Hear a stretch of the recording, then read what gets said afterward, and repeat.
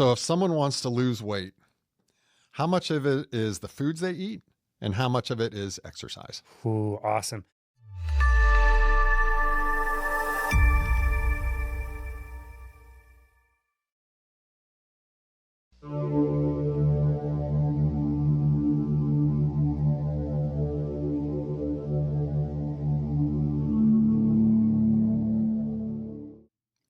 Welcome to the perfect society where Democrats and Republicans both get their way, and so does everybody else. Visit everybody'shappy.com so you can learn how you can contribute to the perfect society.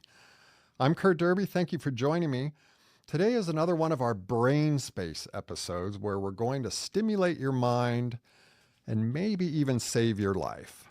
I have with me today Casey Ruff. Casey, welcome to the show. Thank you so very much. Casey, we have a lot to talk about, so I'm going to dive in. Casey, you are a nutritionist, a personal trainer, and a radio show host. Yeah. So how did you get into all this? Was it something that started when you were a kid, or was it just a career choice when you got older?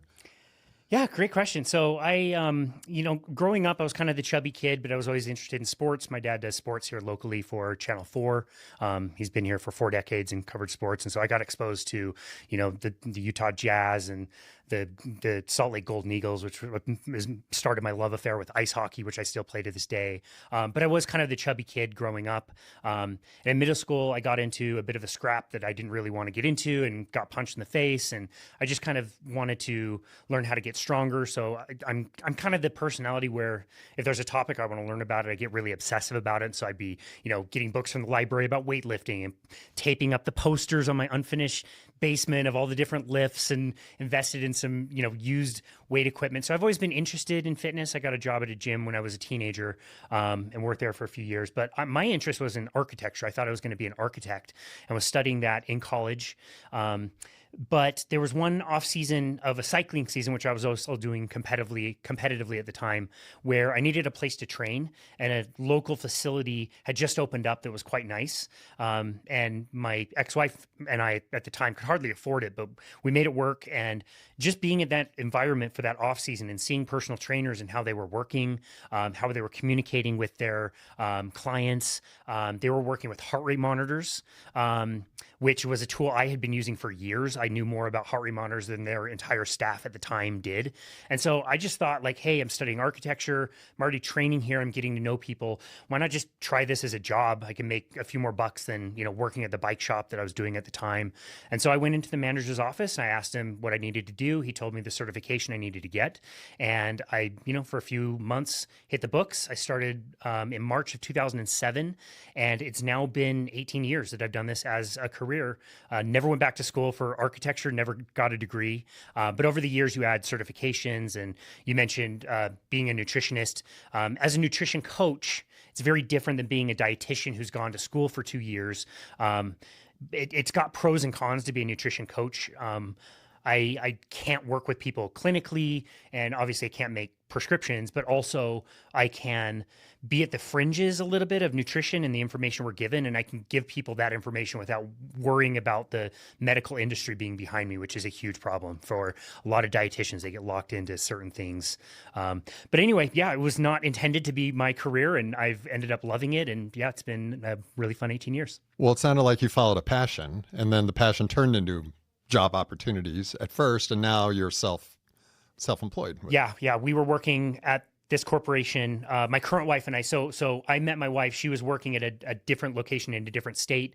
Back in 2016, we got together. We got married in 2017, but we were working for the same company. We just moved her to where I was, and basically she was running like the Pilates program, and I was doing part of a program called metabolic testing, where we use a tool called a metabolic cart to measure people's metabolism and how they use their calories. But that all changed in March of 2020.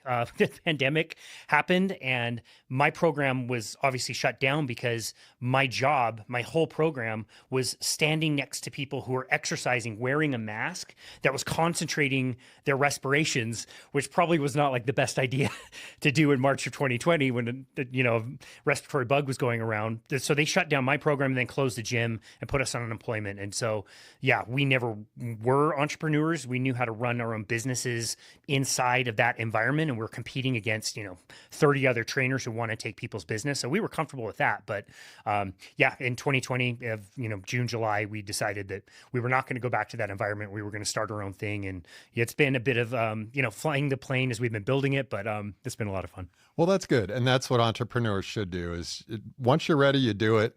You'll figure out the details as you go. Because you meet too many entrepreneurs that are just ready, aim, fire. And the best way is ready, fire, aim.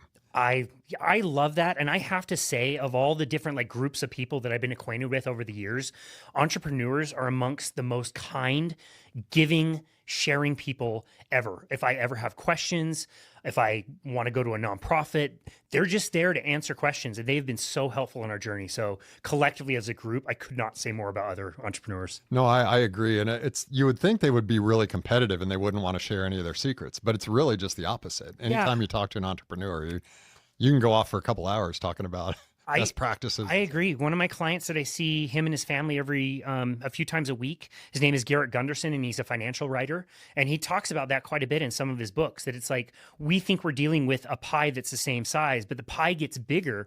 And so to share your gifts, to use human capital to find your soul purpose, SOUL purpose, you're not in competition, you're in creation. So yeah, that's a really good phrase. I'm gonna steal that phrase from you, by the way. Yeah, please do. And even if you were, not you, but even if we were in competition as entrepreneurs, you learn more that'll benefit both of you than you would be clashing, trying to worry about the other guy taking your stuff. Because there's more, like you said, there's more than enough to go around. There's not a fixed pie. Right. And it's like, if somebody is in competition with you, it's because they've got something you don't have. There's an opportunity to learn there. If they're better than you, great, get better. See what that is and see where your holes are and work to improve that. Yeah. Or you decide, hey, they've got something better than me. I can't do what they do. So I'll just focus on what I do and not worry about what they do. And we're just two different types of business. I love that. Yeah. So was that about 5 years ago? Is that when you started My Boundless Body? Yeah. So we started, the business is called Boundless Body. We do personal training. My wife specializes in Pilates and tissue work. So she works primarily out of the home. We built out our basement to be a gym facility during that time in 2020 to ramp up and get ready for that. So she sees clients all day at the house. I work with people virtually around the world through Zoom with either nutrition or with personal training, or I'm also going around the valley to different locations where my clients are, or there's a facility that I partnered up with as well. And yeah, we started that in July of 2020. And then I always knew podcasting was transformative for me in my career and taught me things that I would not have learned and would not have had access to. So it was always a special medium for me. And I just always knew I wanted to do something. I didn't suppose that I had anything unique to say or a voice to say something or tell a story in a way that hadn't been told before. But I just, for whatever reason, got the courage to do it, got the equipment. I remember the day my wife and I were set to record episode number 1, and I was dragging my feet. I'm like, well, let me do one more practice run. She's like, you know what? No, push record. Let's get this out there. And yeah, it's been a really fun journey. And that's Boundless Body Radio, which is the podcast. And, when we started that in October of 2020, I didn't have tons of clients. So I had a lot more time to invest in podcasting. And I quickly slipped into this cadence of Monday, Wednesday, and Friday releases on the show. And I've been able to maintain that for the 4.5 years. And if you can do 3 releases a week for 4.5 years, all of a sudden you get a lot of content. And so we've done a lot of episodes, and I've gotten to meet a lot of people, and it's opened a lot of doors. Well, that's great. How many episodes do you think you have right now? So depends on how many we have pre-recorded that are ready to release. But released, we're up to 815 or so. Again, it's just I settled into that cadence, and I've really streamlined my podcast so I don't have tons of work. For example, one thing I would do in the beginning is I'd record the podcast, and then I'd listen through everything to figure out where I wanted to make my edits, which would be very time consuming. And so I learned, while I'm doing a recording, I'm going to log everything as I go. So if there's a mistake, I look at the timer and say, okay, go back 550. make a little note. Oh, you just said something awesome that I'm going to transform into this soundbite for social media. Timestamp. I'm going to go back to 20 minutes and 43 seconds. So my editing process could be like a few minutes, and it takes care of all the processing for me. And so I'm really minimalist as far as show notes. I just tag my people. So when I record an episode, that episode is edited, processed, done by that day, sent to my guest. The YouTube is ready to go and scheduled. So I can just stay on top of it. So it's not the most like high quality raw show. I'm super minimal about like video editing, but we do have a lot of content because we've done so many. Well, I think you're being a little modest because I've listened to a couple of your shows and they're very high energy, they're very positive, and they're informative. So I enjoy listening to them. Thank you. And you're welcome. And I'm just more of a YouTube guy. I love audiobooks. I just never, I probably should admit this to my audience or to you. I do all YouTubes, and then longer episodes I'll make into podcasts, but I've never recorded just a podcast. So I'm curious about a few things, if you don't mind. Yeah, of course. So you do it all in your basement. Do you wing each episode? Do you have like a topic and then you wing it? Or do you have like an outline that you pretty much follow for each episode? How do you prepare? What do you Great. Yeah. Great questions. I am one that does like to prepare for my episodes. And so, first of all, it all starts with inviting, right? And I'm pretty savage in the way that I invite people, like whether it's, a message on X or Facebook or Instagram, or whether it's a website. I just send out invites to people that I've heard their content. I enjoy their content. I think they've got an interesting story to tell. One of my favorite things is finding people that were what I would consider like me. Like nobody was paying any attention to me when I was running a different program that was quite successful at this corporate gym that I was doing. Nobody highlighted that. I was never found out for doing that. And so I like to find people like that. Like recently I just found this family on a Facebook page that are just starting a really kind of a different diet that I specialize in. And so getting to interview them as they were first starting and then getting like a 3 or 4 month follow-up. Like I love that kind of stuff. So I'll find any way to, find the people. And then I do, usually I've already consumed a lot of their content and I kind of know what their messaging is. But I will find other interviews that they've done on other shows. If they've done a show on my show already and they're a repeating guest, I'll listen to past episodes. And then when we first started, our bandwidth was pretty poor. And I'm just the opposite to you. Like I consume a lot of stuff via audio, more so than I do video.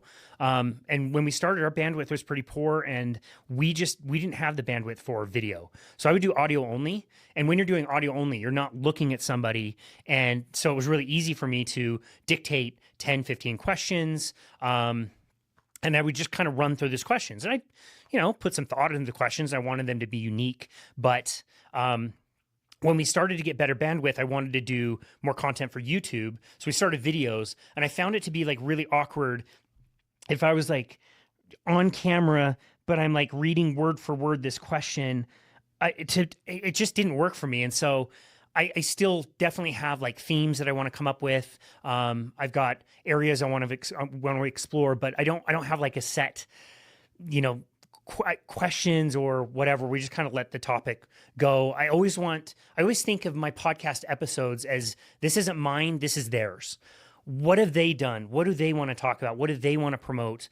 That's what I want to capture. They're giving me their time. And so I want to make sure that we're highlighting them to be on our show. So that's kind of some of the ways that I approach it. But yeah, the back end stuff after an episode has been recorded is extremely minimal. And we just push it out there and yeah, just go from there. Very cool. Just keep it natural, keep it the way it was and not try to craft it. Yeah. Do you have any advice for any potential podcasters out there? Curt, let me tell you this, and this is for you. I hope you take this as a compliment. I love getting sucked into topics that I don't care about.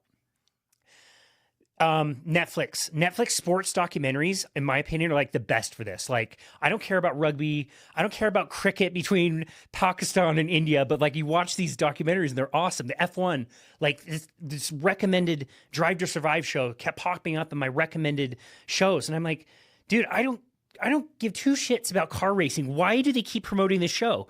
3 minutes in, I'm like, whoa, this is amazing. And now I like watch every race and everything. And you have such a talent of doing exactly that. You're creating shows about things that I haven't thought about or don't really care about. Your last episode that you had just recorded about the nymphomaniac was fantastic. So good. So, advice I would give is do what you do homework on your people, ask really meaningful questions, and create storylines that make people care and be engaged. And you're very, very good at that. So if there's any advice, it's listen to your show more, emulate you a little bit better. Well, I won't complain about that. Well, I appreciate it. Thanks for the compliments. Of course. But you're right. I think just do what you're interested in and just go for it. And don't worry about all the details. Yeah. As an entrepreneur, just, you know what that's like, you know, and the first business you start, you're very careful about it. And, you know, but as you get into it, it's like, oh, well, I'll just try, like your wife. It's like, hey, just do the show. We'll figure it out. Yeah. So appreciate it. Thank you. Yeah, no worries. I did a second podcast. I kept it alive for about a year. And I called it the How to Make a Podcast, which is just a ridiculous name, but I wanted to focus on like the process of podcasting and help other podcasters with the stuff that I didn't have. I didn't know how to do this stuff. And so I took everybody through my process and then interviewed other podcasters. And one of the main lessons that came out of that was like really concentrate on your why. Think about why you're doing a certain podcast. You do this one to have deep conversations with topics you're really interested in. That's a really strong why. And I've always made this example, like if you and Shauna down the road want to get together at 3 p.m. and drink rosé and talk about your crazy cats, like that's awesome. Don't think you're going to monetize that after 3 episodes. That's not your why. If you like to do that, then go do that. But you really want to consider like why you're putting it out there, because as you know, it's not easy. It's time consuming. It's difficult. I get nervous before every episode. Like it's not that easy. So if you have a strong why, it will carry you through, or, you know, if not, maybe it's something you quit. Well, it is true. And it is a full-time job, really. If not at the studio or creating content, just I'm constantly thinking about stuff. I use my telephone voice memo all the time. Like for you, I probably had a dozen voice memos over the last month once we agreed for you to come in. Because I kept thinking, you know, 10 p.m. I want to ask Casey this. And then, you know, the next 2 days later, I've got 5 questions that pop into my head while I'm making breakfast. Totally. Oh, I'm going to ask Casey this, and this, and this. And then I have to call my voice memos and go through. But it's a fun full-time job. It's and I'm glad you mentioned the monetizing with budding entrepreneurs, podcasters, YouTubers. It's great to get monetized. And admittedly, I'm not there yet either. Or I don't mean either. You may be. But it's a what do you call it? Not a love affair. We're going to have to pause here, Skylar. What am I thinking? Passion project? Yeah, but there's a better term for that. I tell people all the time what it is. Now I can't think about it. It's a creative outlet. You're not doing it for the money. You're doing it for the love of it. It'll come to me in 10 minutes. All right, we'll start over. We'll start here now. But yeah, just do it. Like you said, do it because you're interested and do it because you love it. And, you know, as far as being monetized, you never know what people are going to get into. My whole thing is if you try to make if you try to make content where you're monetizing, you're always trying to chase the money. And you're never sure where the money is. I mean, if I were female and 23 and I look good in a bikini, okay, I'd probably throw daily pictures of me in a bikini on there for the next couple of years. Yeah. But other than that, you're never really sure what people are going to latch onto. So just do the thing you're interested in. Yeah, I tend to agree with you. We have a call to action that I attach to every episode. It's 2 minutes long. It's a thank you, leave a rating and review, book a free consultation, promote our business, that kind of thing. I decided really early on that this was going to be a passion project of mine and I was not going to monetize. And yeah, I mean, with the volume of episodes we do, we get quite a few monthly downloads and I could click a button and make several $100s a month monetized. I resist it, man. It doesn't feel genuine to me when some of my favorite health podcasts have corporate commercials that go for like 4 minutes in the middle of an episode. And I get it. Like, you got to make money. I understand that's how you do it. But for me, the listener, it's super annoying and it's not relevant to their content. So I'm glad, I'm very fortunate that our business has gone well enough that I can pay for this on my own. This is mine. I'm putting this out in the world and there's no like monetary return for it. Well, that's awesome. I love it. And then the podcast you made, How to Make a Podcast for Podcasters? How to Make a Podcast. Okay. Do you remember the episode number of that? How many episodes we did? Oh, you did more than one episode for how to make a podcast for. Oh, yes, yes, yes. Yeah. It was a completely separate podcast. So I dropped 10 episodes on one day. It's supposed to boost you on the algorithms on like Apple Podcasts if you release a bunch of episodes all at once. So I did that on, ironically, National Podcasting Day. It was like 10 episodes that were all my process. This is how I do it. This is the software I use. This is the hardware I use. This is how I do an episode, all that stuff. And then I would release an episode every 2 weeks that was just interviewing another podcaster. That one I would run through more of a set list of questions just so everybody got the same questions and people could hear different answers from so many different podcasters to the same questions. How do you edit? Oh, there's 30 people I interviewed. There's 30 different answers on how they edit. There's not just one way of doing it. So that's the way I approached that one. I love it. So you had a lot of videos, not just one. Yeah. And they're still on okay. You can still find them. We never got a ton of eyes or ears on that. That was just fun to do. I thought selfishly it was like cool to learn other people's processes as well. But yeah, that is still available. People can listen to it if they want to learn more about podcasting. All right. So for anyone who's interested, who wants to be a podcaster like Casey, he's got those episodes. So go check them out. In a couple minutes, we're going to talk about the nutrition and the physical fitness, which is the bulk of your radio program. And again, it's Boundless Radio or Boundless Body Radio? Boundless Body Radio. Boundless Body Radio. Yep. Okay. Do you have a favorite episode that you've done of all the 800? Is there one you could pick? This is not fair. Okay, pick 5. You know what? I do have a favorite, and it was one that I interviewed my wife after she had gotten back from a live cadaver dissection course. So people don't know this, but anybody can sign up to do a live cadaver dissection. You don't have to be in the medical industry. My wife is not in the medical industry. You can pay a few $1,000s.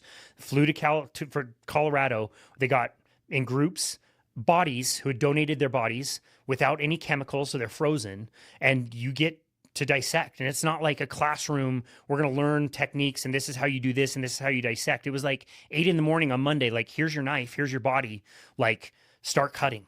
Wow. It's crazy. That's interesting. And so you get to look in the body, and that's her whole work with tissue release, is she's trying to understand how all of our different tissues are connected. And, the way she talked about like our muscle mass, we think our muscle mass is so big, especially for us dudes. We have huge biceps. Like, actually, you don't have nearly as much muscle as you think you do. Once you peel back all these layers, you have so much fat everywhere and like droplets of that kind of thing.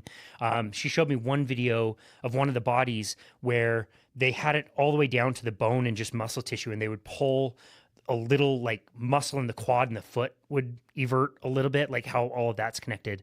So it was fun to talk about that. But at the end, she had a quote which made us both really emotional. There was something, I'm paraphrasing, but it was along the lines of like, everything you have around you is going to go away. Everything dies.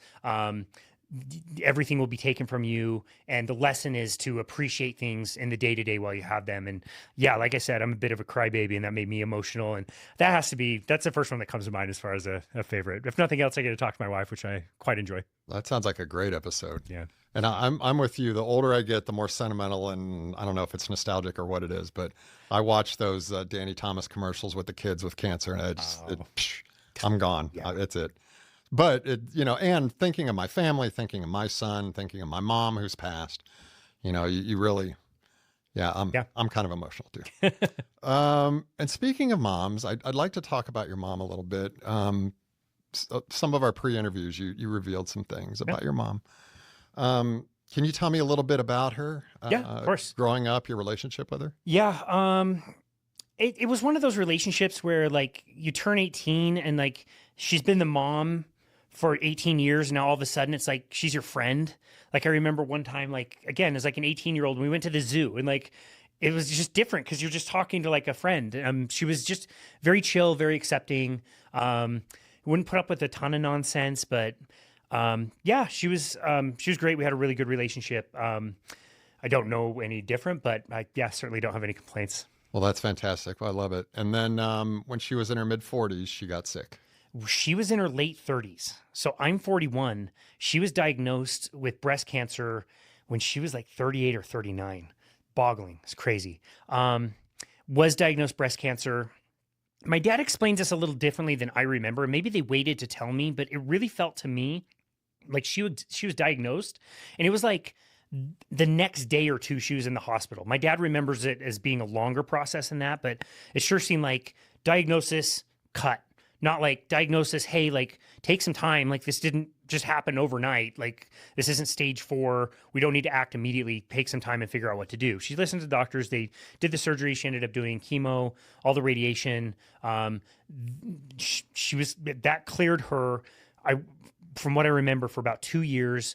Then cancer came back in her bones, a low level type where she had to get chemo like once every 2 weeks, way less intense than the chemo before, where the chemo treatment would put her down for like 3 or 4 days from what I remember. And this was like, she'd have a tired afternoon and you basically recover, didn't lose her hair. And then I was gone out of the country for a few years and got a call that the cancer had spread and was now in her brain, and she was given like 3 months to live. And I had to stay where I was, so I couldn't visit back home, but she ended up making it until I got back, and lived another year after that. So she was another 3 years after that diagnosis, but she eventually passed. This was in June of 2006, and this was now at the age of 46. Oh my gosh, that's awful. So young. I'm really sorry. Yeah. So breast cancer surgery, chemo. Yep. Radiation. Cleared, and radiation. Yep. Now explain radiation. I kind of know what chemo is, and I've heard radiation treatments. What exactly is that? I'm not going to be your expert here, but it's basically using a light version of radiation that's targeted in a very specific area. Like they'll tattoo like little black dots on somebody so they can perfectly align this machine. And, you know, we hear about radioactivity and radiation, and it's not great, but it's fairly low level, and the technology's gotten a lot better. Cancer is a cell that is growing out of control. And so all of our targets, the things that we've come up with and our modern cancer treatments, kill everything that grows. So it just targets whatever's going to grow. That's why you lose your hair, your nails kind of get brittle. Your skin ages real quick. Yeah. And you just hope that hopefully the cancer, dies out before the rest of you dies out. And so radiation is part of that, where you're just kind of targeting an area and trying to kill cells in that area. I mean, it has been shown to be carcinogenic. So it's a cancer treatment that can cause cancer. Right. Well, and I've heard that too. Earlier in the year, I've read a book about alternative cancer treatments. And that's one of their biggest things, is that when people get cancer and then they go in for cancer treatments, they often die from the treatments. Thank you for saying that. This is speculative, but I will say I deeply believe that my mom passed away from the treatments and not from the disease itself. Yeah. I watched it. Well, and I wanted to talk to you about that. Being the guy that is willing to dig in and learn all about stuff that you're not interested in. I'm sure you were interested in cancer after the experience with your mom. So I know you were telling me before we got together about the 100 years ago, some German guy. Yeah. Maybe start there and then Sure. tell me what else you learned. Yeah, Tell me what else absolutely. you think is interesting. Fascinating story. So again, so when life first began, think like single-celled organisms, they had to ferment to create energy. It's really inefficient. Fermentation is what we do for beer. It's what we do for sauerkraut. It's what we do for all kinds of different things. It's just really inefficient. It doesn't produce a lot of energy, but you can do it in an environment where you don't really have oxygen. As oxygen on the planet got better, we learned how to respirate. So we make oxygen as we breathe in oxygen and breathe out oxygen. We don't need to ferment, and we produce way more energy, way more efficiently. So anything that breathes like that is again, producing much more energy at a much lower cost. What they learned about cancer is a cancer cell, something will happen to this cancer cell where even when it's in the presence of oxygen, something goes wrong and it reverts to this ancient energy pathway of fermentation. It starts fermenting. So cells in your body know the proper size that they should be unless something genetic is wrong. Like your heart knows how to be as much of a heart as it needs to be. It's not too big or too small. It is that size. Your liver is the same thing. Your brain, the same. We maintain these proportions again, unless something genetic is really weird. Cancer is such a weird paradox because its living will eventually kill it. It's always spreading. It keeps growing and it doesn't know how to stop. So as they were discovering, why why would these cells ferment when oxygen is present? And in Germany in the 1920s, which we have to remember back then, the center of science and medical study and all of that stuff, like if you wanted to be a scientist, you were speaking German. It was not the United States. That was only shifted after the World War II. So that was the center of where all the science was being done.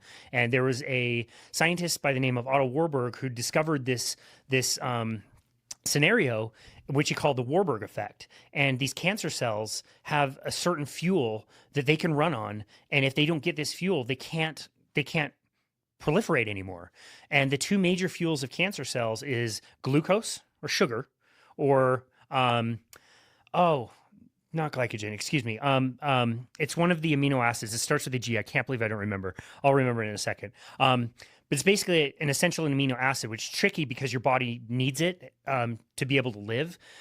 But the theory was that you could starve out glutamine. Excuse me. That's what I was thinking. So glucose and glutamine. Glucose and glutamine. Yeah, cancer cells require glucose and glutamine to be able to proliferate. And without them, they shrink up and they die.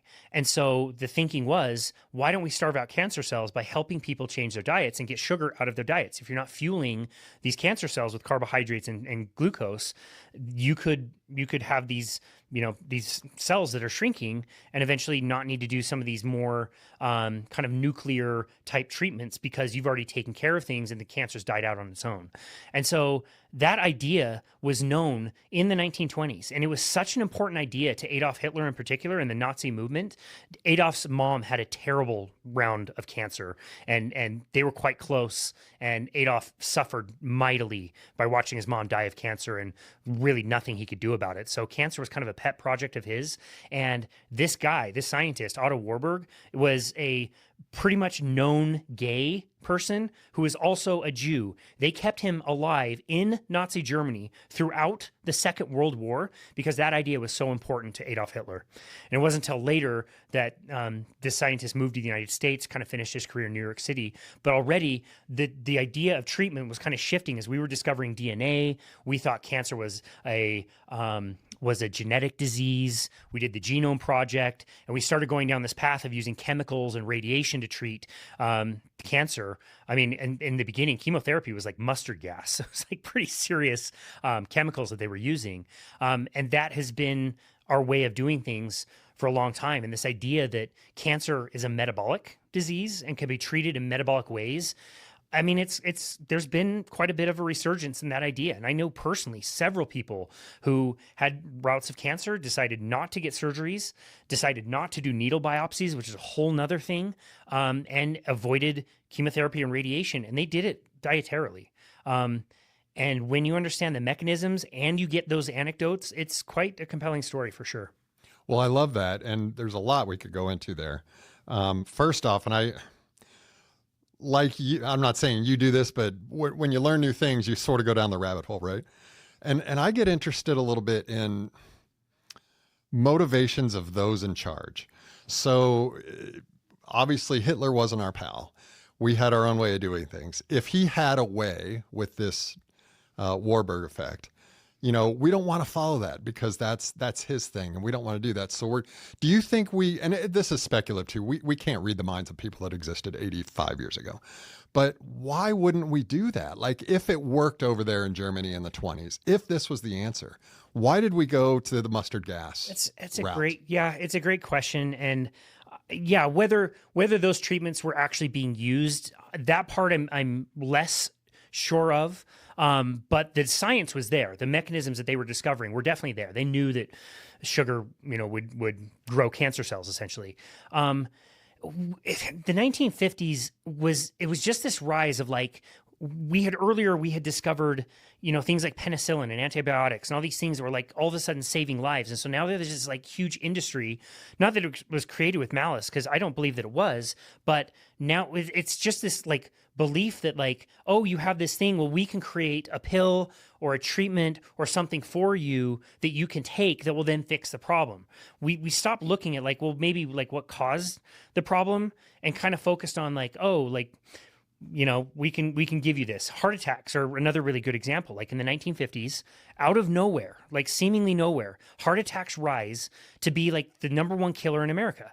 And it was like these mid 50s dudes that would like drop dead without warning. In 1955, President Eisenhower had his heart attack, and the country is like, what is going on? We need answers to this. And you cut people open and you look at arteries and you see that there's a buildup of cholesterol in people's arteries. And there was one doctor in particular named Dr. Ansel Keys, who's a very loud and boisterous kind of voice and would just argue to the death anybody that had any other idea than him.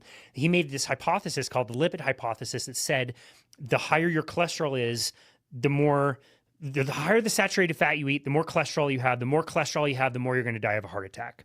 He did some really shoddy science to tell the story that he wanted to tell. He published a study called the 7-country study when he had access to data, nutritional data from 22 different countries that he just excluded everything besides the 7 that told the proper story that he wanted to tell. And we started chasing this rabbit hole of like, oh, we need to lower cholesterol. And, to this day, it's the same kind of idea. Like we don't talk about, for example, increasing the good cholesterol because the drugs we've come up with to do that kill people. They have to go off the market. We don't have one that works. We've had for 40 years, 50 years, drugs that could lower your cholesterol. What do you think the messaging is going to be? What do you think the number one prescribed drug in the entire world is going to be? It's a statin to lower your cholesterol and lower the risk of heart attacks. It's 2025. What is the number one killer of worldwide of people? It's heart attacks still. Like all this stuff that we did to try to like intervene, and we've hardly done, and it's still the number one killer of people around the world. So I think if we put ourselves back in that time, the medical industry is cranking on, the Rockefellers, the way they systemized the medical schools and the way they gave funding to schools who are following a specific model and defunding anybody who's doing like natural cures and that kind of thing. It's a long chain of events that led to, I think, our ideas of like treatments, pills, continue doing whatever it is in your lifestyle and we'll just fix you when you get sick kind of a thing has kind of led us to where we were today. Well, that's great. Well, I was going to say that's great. That's a great summary. It's not great what's happening. But the cholesterol thing's really interesting. And correct me if I'm wrong on some of this, but I've heard that, so, we're supposed to keep our cholesterol under 200. Yep. But now it's coming out with the non-medical stuff and the more natural stuff that we need cholesterol. Especially, we need the animal fats. It's good for our brains. It's good to keep dementia away. It's just good for overall health. And really, if we're under 300, that's a good number. And I know personally people who are over 500 and 600. And they're in good health. Yes. I love what you said about cholesterol. Cholesterol is an essential thing in our body. Every single cell in our body requires cholesterol, and pretty much every single cell in our body can make its own cholesterol. You could go on a raw vegan diet today and eat zero cholesterol. Your body will make its own cholesterol. Raw vegans don't just die overnight. Like your cells are made of it, helps you synthesize your hormones. Vitamin D requires it. It is completely healthy. To say that it's high or low, like half of heart attacks that happen in people that have, low or normal, what we call quote unquote bad cholesterol, LDL cholesterol. So if that were the thing, you'd think like, okay, well, all the low people would never have heart attacks and all the high people would always have heart attacks.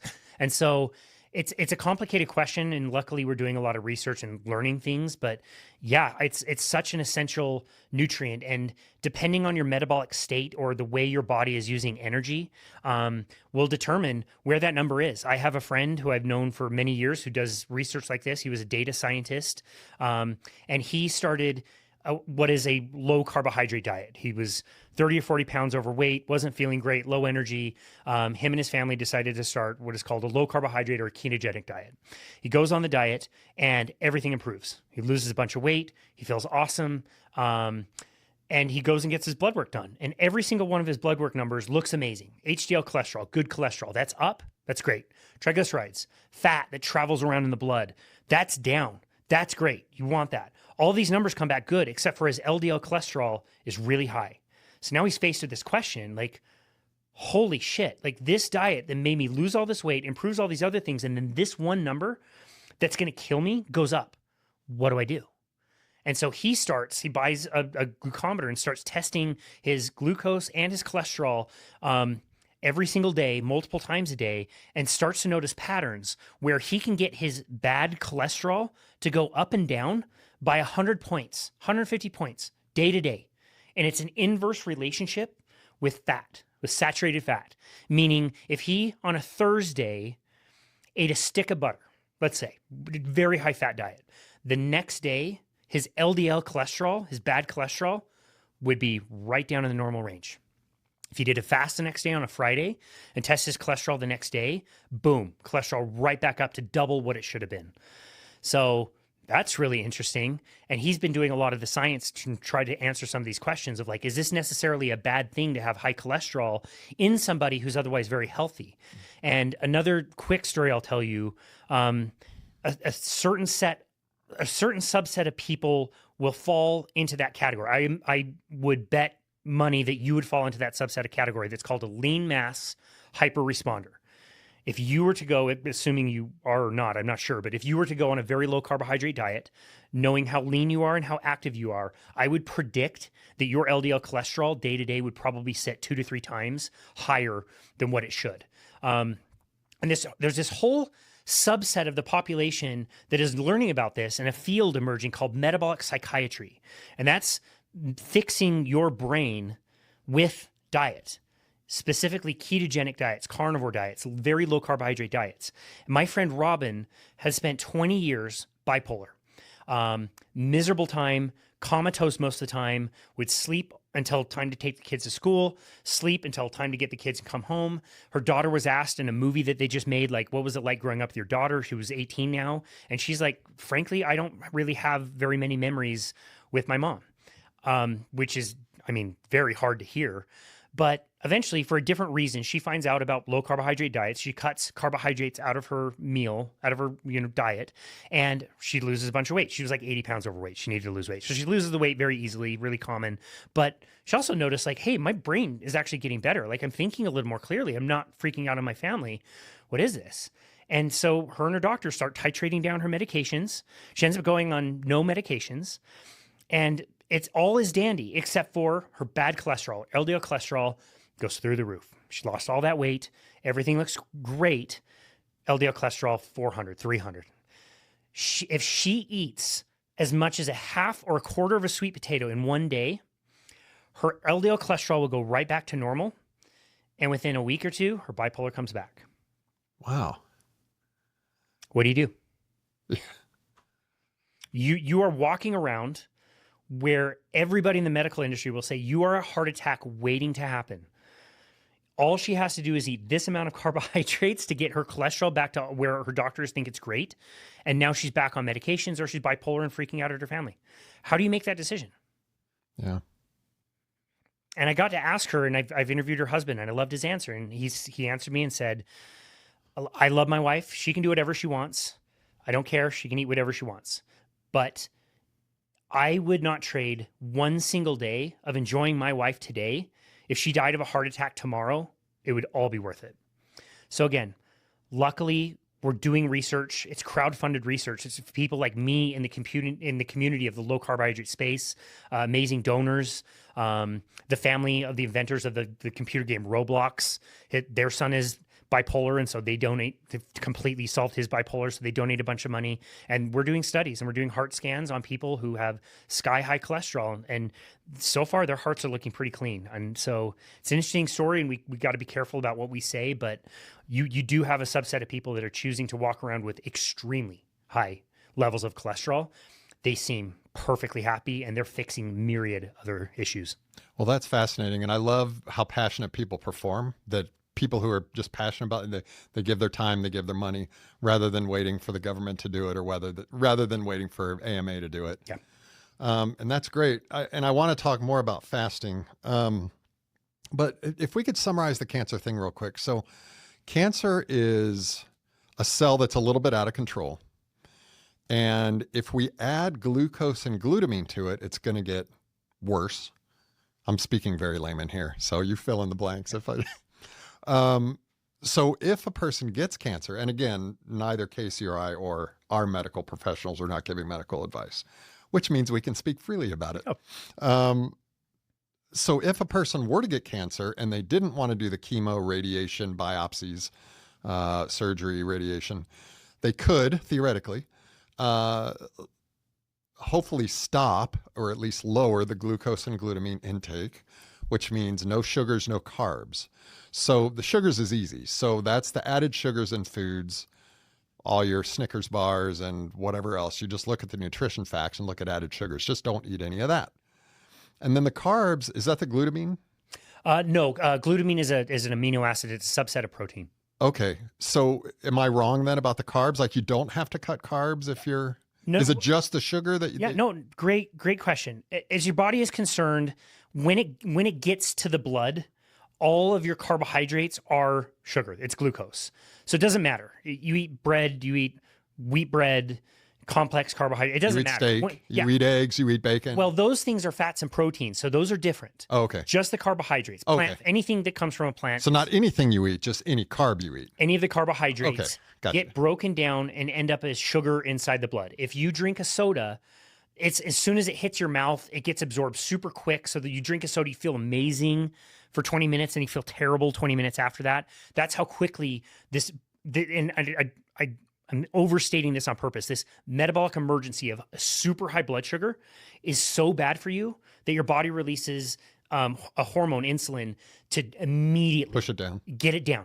Has to get down. And that's when you get like shaky and you feel weird and you need something else. And you get on that like roller coaster.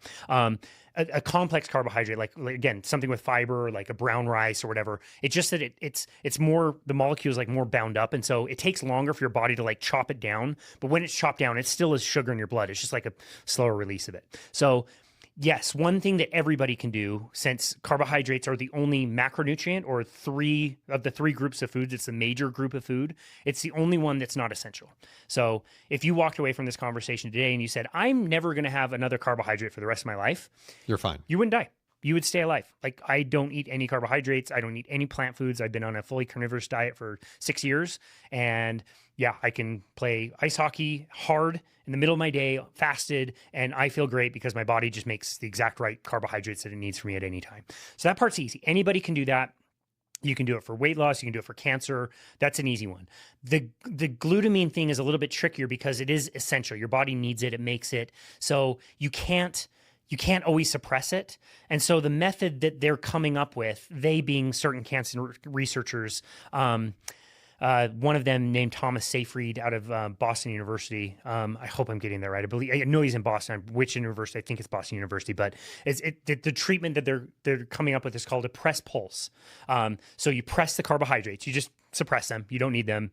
You know, might be hard. You might like them, but you don't need them, and it's going to be fuel for cancer. So just get them out. And then you go on a treatment that maybe lasts like 3 weeks, 4 weeks, that suppresses the glutamine enough that you start to make inroads on the tumor. The tumor does not have fuel and it's not getting any bigger. Like you said, worst case scenario probably stunts the growth. Best case scenario, and the story that I hear a lot, is the cancer tumor shrinks. Now you've got some options. Needle biopsy, his problem with it, and the way I understand it, is why would you poke something that's cancerous when it could potentially leak around and travel around to the rest of the body if it's already contained? Do you care that much if it's a tumor, whether it's cancerous or not? Like, maybe that's not the best thing. So let's shrink this thing, and then you decide, do you want to keep going, see where it goes? Let's follow up. Maybe all of us have cancer in our bodies. Like, that's part of what the immune system does, is clean that stuff up. It's just when that process goes awry that, we have those problems. And so, yeah, that's kind of the thinking there. And this guy's whole message is cancer is a revenue creating disease. It's like you said earlier, like I steal this from another one of my podcast guests. Drive around your town. What is the nicest, newest, shiniest building that you can see? It's the add-on to the hospital. It's a new oncology center. It's a new dialysis center. It's something in the medical world, and they're profiting off of chronic health problems. We go back to my mom. This is the late 90s. Like, I want to say even my dad was doing like a version of Atkins or the Body for Life thing that was super big back then. And that was like a lower carbohydrate diet, a little bit more protein.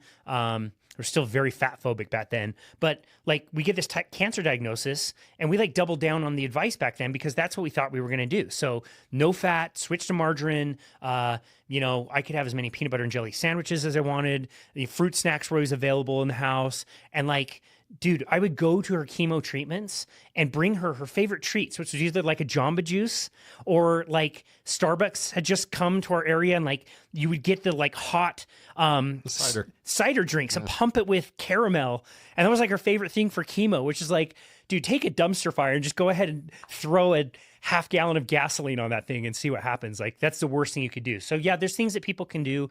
It's not going to get mainstream. Like, nobody's going to know about this unless you research it and want to do it yourself. Like, it would bankrupt $1 trillion industry. It's never going to happen. It's hopeful and it's cool that people are doing it and people are sharing their message and creating content, and documentaries are out there. And so message is out there, but you still have to search for it. And I don't hold your breath for your doctor or your oncologist to tell you about it anytime soon. Well, sure. They're going to tell you that natural methods are a death sentence. Yeah.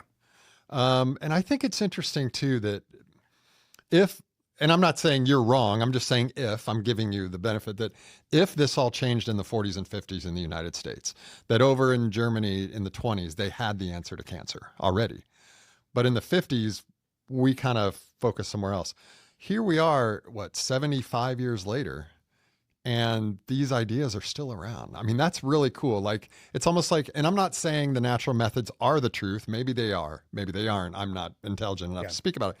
But if they are the truth, you can't suppress the truth. Yeah. Like, no matter how much money there is out there, no matter how many people are saying the opposite, the truth is going to live on. And guys who are 41 years old who shouldn't know better. A personal trainer, a 41-year-old personal trainer should not be the one telling you this kind of stuff. Right. Like, I don't even have a degree. Like, but you've learned it. Yeah, it's learnable. That's right. And we live in an amazing time when there's tons of free resources and lots of things out there. And it's astonishing as some of the books I read and learn, and they're about diabetes, they're about cancer, they're about even plant toxins, things that you can find in everyday plants that we called superfoods, like spinach. You listen to these books and you hear these quotes, and this quote is like, oh, this is a plant compound that can build up. It's really bad for us. Try, avoid it, And it's from like 1845 or something. Like, these ideas are not new. Diabetes and heart disease were like extremely rare. Like, I think there were like, I don't know, don't quote me on this, but like 10 cases in the Boston area before like the 1900s of like a heart attack. Or like, if you wanted to learn about diabetes, you'd have to like travel to New York City where they might have like 3 or 4 cases. And yeah, it's just this like hockey stick shaped curve of all these things, growing. And it's just become so normalized. Like, just going to Costco today and you look around and you cannot spot like one obvious metabolically healthy person. There's all the handicap spots are taken, and people are riding around in scooters and they've got oxygen tanks. It's not to judge. It's just, we've normalized all this stuff. And I don't think any of this was created with malice in the beginning, but now that you have big pharma, you've got big food, you've got this big medical world, those are multi-trillion-dollar industries that would fail if people knew the truth. And so they have to keep doubling down. You have to see headlines that say meat caused this, diabetes nonsense, whatever. And you look at the data and it makes no sense. They didn't even measure it. And like, it's that kind of stuff has to happen to keep this lie going. Just the one cholesterol lie. Like, if that card fell, the whole house of cards could fall. They have to double down. It's got to keep going. Yeah, you're right. You're right. They got too much to lose. Everyone's got a price. Okay. So again, if we were to talk about a cure for cancer or preventing cancer, help me fill in the blanks here. So it's mainly diet, that it's added sugars that we eat could exacerbate it if you already have it. And if you do have it and you cut out all the added sugars, then it could shrink it or it could stop it growing and possibly shrink it. And then the glutamine, and I'm sorry again, is that coming from the carbs? Or so if you cut out the carbs, it could cut out the glutamine? No, it's coming from protein, and you also, I'm pretty sure it's a non-essential, meaning your body makes it. So you eat it, but your body also makes it. It's required in your body. You need it. So they have drugs that will, again, probably never come to market here in the United States that can suppress that at least for a little while. But that comes from protein, and it's also endogenous, meaning your body makes it. Okay, so let me turn it over to you then, because I'm still stumbling. If someone were to ask you your non-professional opinion, how would you cure cancer? What's your answer? I would just generally say that I don't recommend any one single diet. I'm a coach for low carbohydrate and carnivore diets in particular, but I recommend them to very few people because they're challenging. It's not that easy. But I would encourage most people, I would just say, are way over consuming carbohydrates, which is a fuel source that you just would never, ever, ever, ever have gotten in the quantities that we have available today. It was exceedingly rare, exceedingly seasonal. We have modified fruit totally different than what it used to be. Vegetables hardly existed like 200 years ago. And that's just talking about like fruits, like what we've done to grains, how we process them, all the ultra processed foods we eat today. We're just exposed to this fuel, quick fuel that we've never had in the quantities that we've had. And you can be on that fuel running your entire life 365 days a year for decades. And so I can pretty much explain any chronic disease that you want to name, whether it's mental health, Alzheimer's, type 1 diabetes, type 2 diabetes, any of the chronic diseases that we suffer with today is probably related in some way to metabolic misregulation. And I'll say it's like running an emergency system all the time. It's running a Formula One engine on high fuel, throttled all the time. You're not supposed to see as much of a quick jet fuel source that we have today available 365. So if I were to simplify it, all of our major diseases, so to speak, are the cause of lots of sugar and lots of carbs. And in my opinion, Sure. No, that's absolutely. Fair. Okay, I have for you, we're going to lighten it up a smidge here, but still very serious topics. Okay. All right, this is the food and fitness 20 questions. I'm going to ask you 20 questions. Give me your best answer. Do I need to stretch for this, man? Sure. Stand up. Let's get it. I'm good. Get the lactic acid. That's right. All right. You ready? Yep. Is it healthier to eat a pizza after a 2-hour moderate hike than it is to eat a pizza after 6 hours of binge watching Andor? Love the question. I will always go for the former. So with carbohydrates, and again, a pizza we can assume is all of the macronutrients. It's probably going to be heavy in carbohydrates. You've got a crust. Assume you have a sauce. You got cheese, which is a bit of protein and fat. Whatever toppings you choose, whatever. It's a mixed meal, right? So you've got all of the different macronutrients, but we can assume that it's probably pretty high in the carbohydrates. You have storage space for carbohydrates inside the body, just not very much. So in your blood, circulating, if you're healthy at any given time, you have 5 liters of blood. How much sugar do you think you have diluted in that 5 liters of blood? 1 teaspoon. Teeny tiny amount. You can store sugar in the muscles a little bit, and you can also store a little bit in the liver. But that, for most female, based on their muscle mass, is about 1,500 calories of carbohydrates. And for men with a little bit more muscle mass, that might be 2,000 calories of carbohydrates. That's it. That's all you can store. So most of us have had the experience where we go on an intense hike, we do the 5K, or more likely like a half marathon, something a little bit longer. You go too hard, and all of a sudden your energy just drops. You just run out of energy. That's what happens when your body runs out of carbohydrates. But doing the 2-hour moderate hike, hopefully it's an intensity where you're burning more fat, but you are emptying out those energy stores. Therefore, when you eat something that has more of the carbohydrates, you have a place to put them. You can store them in those places where you depleted them. So that's fine. You might have extra storage, and that's all going to fat. But when you've been binge watching something, you're not burning anything off. Assuming there's no place to store it, you're storing all of that as fat. Fair. Okay, sounds good. Okay, number 2, is it okay to eat French fries at home, baked in the oven, or are French fries just poison anywhere all the time? No, fries made in a better way at home, I think, are fantastic. It's really great that we're also having this movement of cooking in beef tallow again, the way McDonald's fries were always cooked, why they were always amazing before 1991, and now they taste like garbage. There's a burger joint that's just up the road from my place that does fries in beef tallow, when I would not say that that's an unhealthy food. Well, and I think the beef tallow is actually good for you. I mean, if the fries are absorbing the beef tallow, you can eat that. Yeah. Like, it's good for you. Good, healthy fat. Because that's animal fat. Okay. Yeah. Should I drink bacon grease? It's funny, as I work with people in the keto space, right? Like there's being in ketosis, which is just simply a metabolic state. It's something your body can do. The keto diet gets this bad rap and like, oh, it's not healthy to drink butter and eat bacon. And like literally after doing this for so many years, like I literally know nobody who can like just melt sticks of butter and just like you can't live on sticks of butter and plates of bacon. Like you're going to need something else at some point. But I will say I cook bacon from time to time.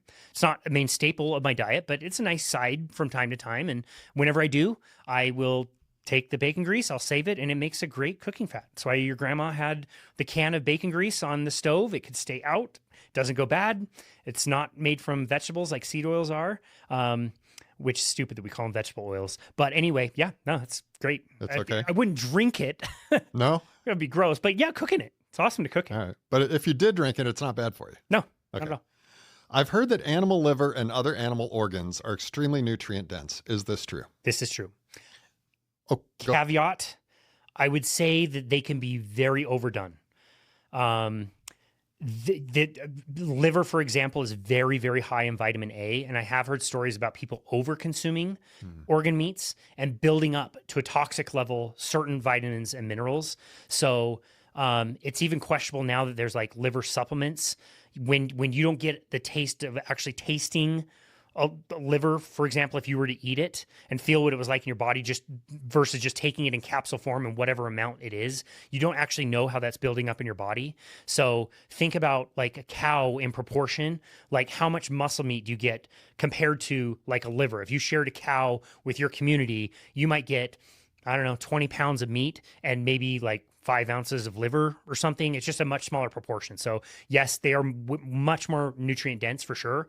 People can use them as like, you can call it a multivitamin. It's just be careful and don't overdo it. Well, and I've heard that. In fact, I did carnivore about a year ago for about 4 or 5 months. And, cool. And I want to talk about that with you in a minute. But while I was doing that, what I heard was you could eat a dime-sized piece of cow liver every day, and that gives you like all the nutrients that you that's something along dime size is like this. It's pretty small. Yeah. I don't like liver either. Well, I don't know if you like it, but I didn't like it. I hated it. Yeah. So and I ate it raw. I didn't even that's what I do. Yeah. I didn't Freeze even take it, the time to cook. Take it like a little pill. Yeah. Yeah. It's funny. Like over the years of doing that and not doing that, I never notice when I'm doing it or not doing it. I never like feel better or not. I will say it's interesting. Like when I go to Rodizio and they bring around chicken hearts, which is another organ meat. Some days they're amazing and I'll eat 20. And other times I'm like, nah, I'm good. My body just doesn't want it. So. Okay.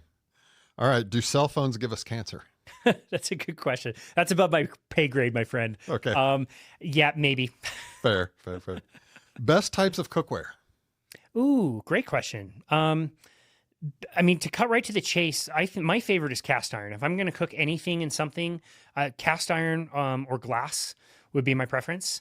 There's just so much of the non-stick chemicals. That's the Teflon, right? Yeah, and even ones that say like PBA free or whatever the acronym is, they put other stuff in there that's probably just as bad. Ceramic, I think, is a really good option for people. That's what I've That's a better one. Cast iron, I just think cast iron's cool because you can get one from 200 years ago. You can fix them up. They're still good. They cook amazing. The temperature's really even. And yeah, once you season it properly, I just think it's savage to cook your food in something you can smack a zombie in the head and kill it if you need to. Like, got some weight to it. It's a 2-for-1. Yeah, exactly. That's a bonus. Is aluminum foil bad for us? Probably not great. Again, probably above my pay grade, and maybe one of those things that, like, it's like cell phone. It's like pick the hill you're going to die on.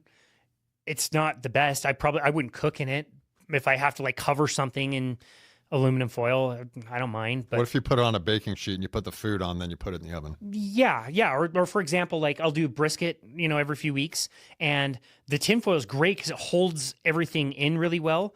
But I don't like it to contact my food as it's cooking. So I just lay a sheet of tinfoil on the outside and then do like butcher paper on the inside. So there's no contact, but then it still wraps up easy. So. And you can stick that in the oven, the butcher paper? Yeah. Okay. Yeah. It goes right in my smoker. It's not good to eat though.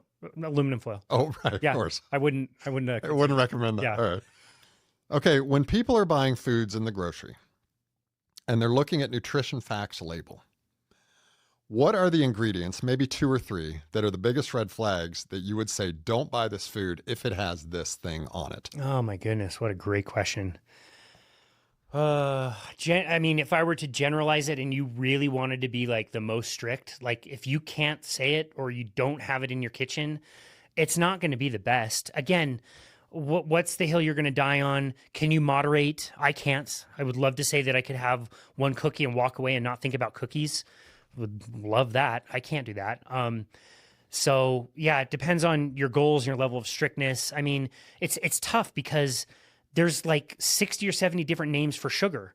And so like something might have a ton of sugar in it, but it's spread out through like 7 different ingredients that are all like versions of sugar. And that buries them down in the ingredients list. So you don't immediately see that the first ingredient is sugar. Sugar might be the 4th ingredient, and then molasses might be the 7th, and something gum might be the 12th, and then aspartame. Like there's all these ways that they get around it. And nutrition labels can be off by, I think legally by like 20% anyway, and still be just fine. So I mean, if you wanted to be on the more strict side, like stick with the perimeter and things that don't have nutrition labels, or find things that have words that you recognize and you can say. Well, that makes total sense. So then again, we're getting back to the keto and the carnivore. We're looking at the stuff that nature gives us, and then we eat that, and then we don't need to worry about stuff in the center store that has the boxes that has the warning labels and the nutrition facts. You're going to be much better off. Fair enough. Okay. Should we drink milk? Ooh, another great question. Depends on the person. I would say it's just about a 50-50 split of the people I work with, where people can handle it and tolerate it and do okay with it. And that is including even like normal cow's milk that's been pasteurized.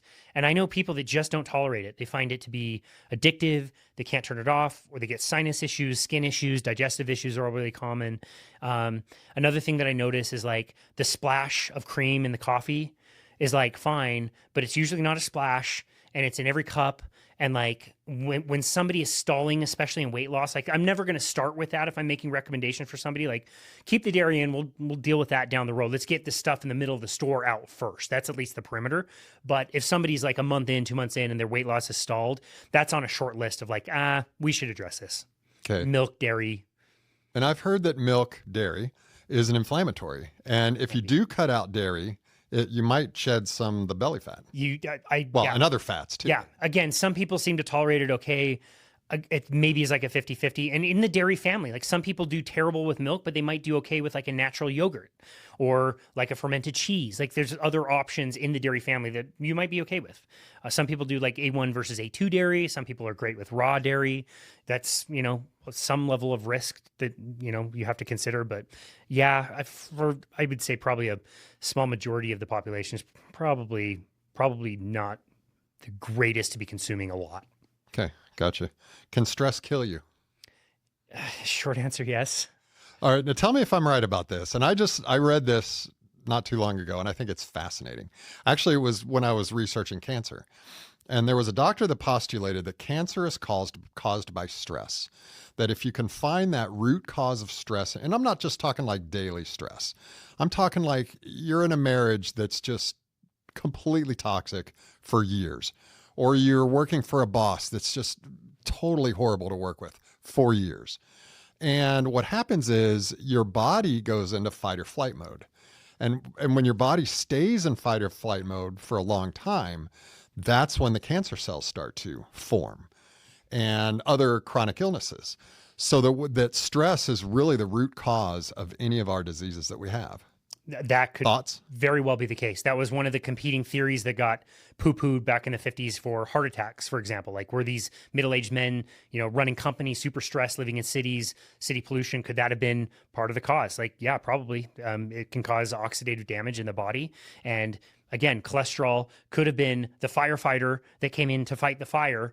And if you looked at a bunch of fires and saw a bunch of firefighters, you might think, oh, look at these guys. These guys suck. Let's get them out of here, because every time there's a fire, there's a firefighter. Well, maybe that's the spackle that's patching up damage that has been done to the wall. That's what cholesterol does. Similar to stress.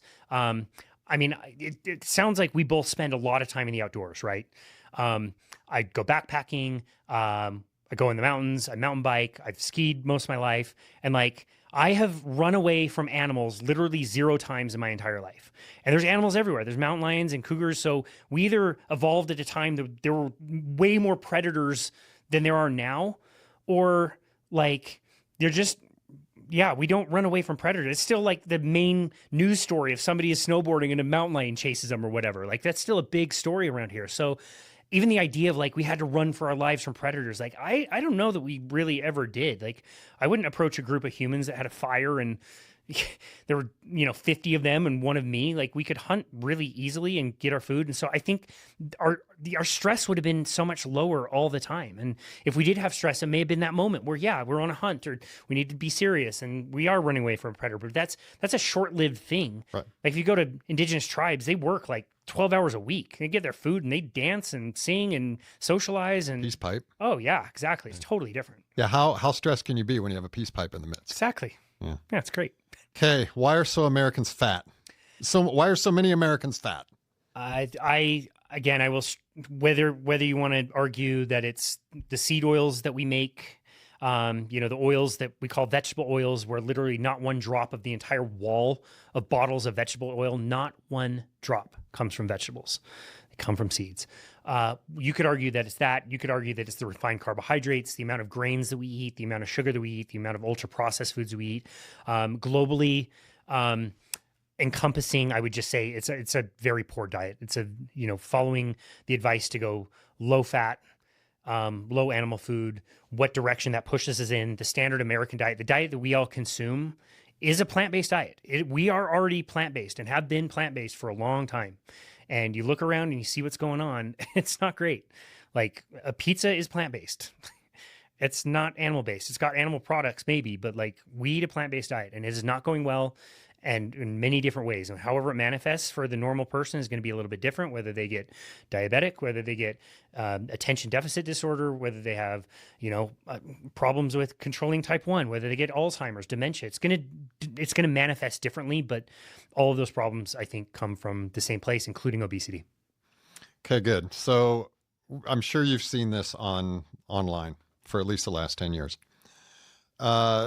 Foods eaten out of the microwave are virtually useless because the microwave strips all the nutrients and vitamins. I've heard that, and then I've also heard the complete opposite, that that's absolute bunk, and it might change it a little bit, but not a big deal. So I've heard both sides of that argument as well. A very prominent health podcaster talked about this on a recent podcast and said like it's absolute nonsense that this stuff is like denaturing your protein, whatever. I don't know. I don't use my microwave hardly ever. I had heard that they weren't great, especially like cooking plastic in them. Maybe that's the big thing. Like don't throw your Rubbermaid or plastic spaghetti in there and heat it up. I don't use it for no other reason than it just doesn't make food taste very good. It's better food. The steak tastes better in the special grill that I use, or like a cast iron. I like to reheat my food that way. It takes a few minutes longer, but I think it tastes better. But whether it's terrible or not, I'm not sure. All right. So if someone wants to lose weight, how much of it is the foods they eat and how much of it is exercise? Ooh, awesome.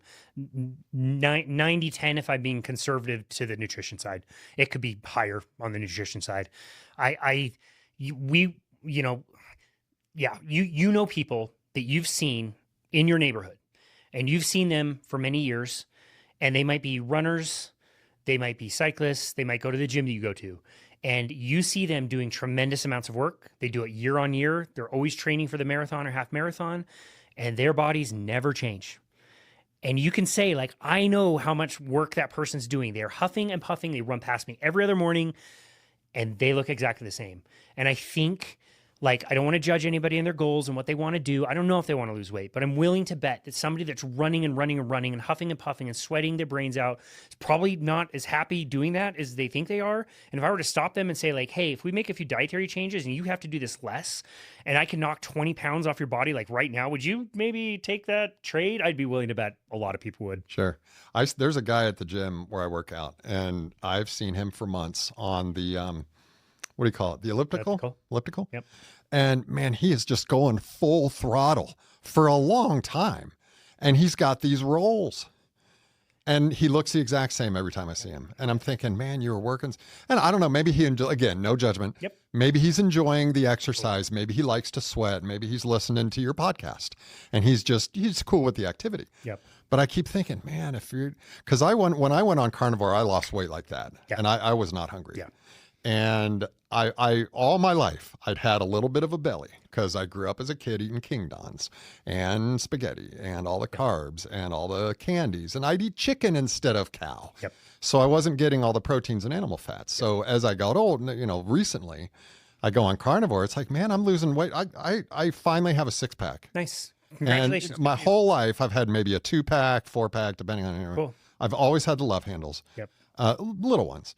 But as soon as I did carnivore, it was like 6 weeks. Everything was gone. Like everything, my whole body shrunk. That's awesome. Like the peripheral fat shrunk. And I saw like bones and muscles and tendons I'd never seen in my life. Did you ever get a cholesterol test when you were doing that? I get blood work every 6 months, so yes, but I don't know. Curious to see if you had that lean mass hyperresponder thing I was telling you about. It would have depended on where you were on the journey, but that's a story I hear all the time. And it's cool that you did that. And that's another thing I want people to know is carnivore, again, it's a challenging diet, but you don't have to do it for the rest of your life. You can do it for a little while, and you can mix other foods in and see how you do.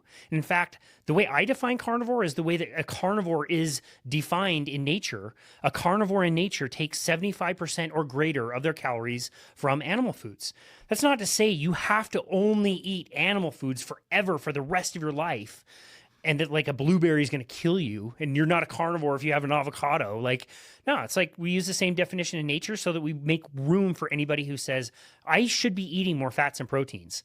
These are essential. The fat gives me the energy. It makes me burn the fat. Then my body finds the fat that I've already stored from all the spaghetti you ate in the past and gets it out of there, and it eliminates hunger. So you're on a diet without ever feeling like you're on a diet. You're fasting, which we mentioned already, and with ease, effortlessly. I go 24 hours several times during the week, and it's just like, man, I don't miss the time to prepare and sit down and eat. I can just go and work and like find my clients and like do other things that I enjoy, play hockey and bike and go on walks. Like, yeah, it's awesome. It's a fun way to live. Yeah, and it is true. And actually, when I was doing carnivore for that period, it wasn't even 100%. Good. It was probably 80-20. Good. Maybe 90-10. Yeah, good. But I do find that once you eat that way, and then you start going back to all the center store foods and all the carbs and all the fast foods, boy, you notice a big difference fast. There's a really funny meme, and it makes fun of people like me that are carnivores. And on the first picture, it's like, carnivore bro, awesome. And then on the second picture, it's like, I ate a piece of bread, my back hurts. And I love it. But it's kind of true. It's kind of true. I love that they make fun of us, but yeah, it's kind of true. So I hardly ever do this. It was a month and a half ago. The weather was terrible. I ordered a pizza. I checked my account. I had not ordered a pizza since February of 2023. So it had been over 2 years. Wow. And I order pizza. It's meat, tons of meat. Mountain of meat is what it's called. And my wife has a slice and she just scoops off the toppings and has that, doesn't even eat the crust. And there's six pieces of this big pizza left. I eat a piece, it's really good. I eat a piece, it's really good. I eat a piece, man, I'm pretty full. That's pretty good. It's okay. I'm going to have one more. And I just keep going. And like now my stomach's hurting. So I eat another piece. I'm staring at this last piece and like, I don't feel good. I already know I'm not going to sleep tonight. I can't throw it away. I can't just throw the damn thing away, dude. Like, or put it in the fridge. I am a little addict. I don't want to see this thing tomorrow. It would make no difference if I just put this in the trash or I just poured, dish soap over it. I ate the last piece and it's like, yeah, it's not the worst, but for 2 days, my cravings are way up. I want all the nonsense I don't normally want. I'm making silly decisions on the ice. Like, I'm not as fast as I normally am, but I'm like turning the puck over in weird ways that I wouldn't normally do. Like, I'm not as quick mentally, and it's not as optimal. It's easy for me to stay more strict on it for longer than it is for me to like, I'm going to dabble and then have those things that I deal with. You know what I mean? Right. Yeah. And the longer you eat healthy, the easier it is to eat healthy. And then the more you notice the piece of bread that hurts your back. There you go. Okay. Are diseases genetic? Well, it sounds like what we've been talking about, a lot of it's the diet. Yeah, I believe people have genetic predispositions. For example, like the ApoE gene, you have two copies of it, one for your mom, one for your dad. And if you have both, you have a much greater chance of getting Alzheimer's. But there are people that have two copies of the gene and they don't get Alzheimer's. And there's people that have no copies of it and they do get Alzheimer's. So what I like learning about is epigenetics is the name of it. And it's basically to say that genetics load the gun, epigenetics fire the gun. So just because you have a predisposition, your lifestyle contributes a lot more onto whether these genes are going to express or not. And so I still think it that woman, whoever from Stanford, Fatima, whatever, who came on to 60 Minutes and told the country that obesity is genetic. And there's nothing you can really do about it besides take Ozempic and get, gut altering surgeries.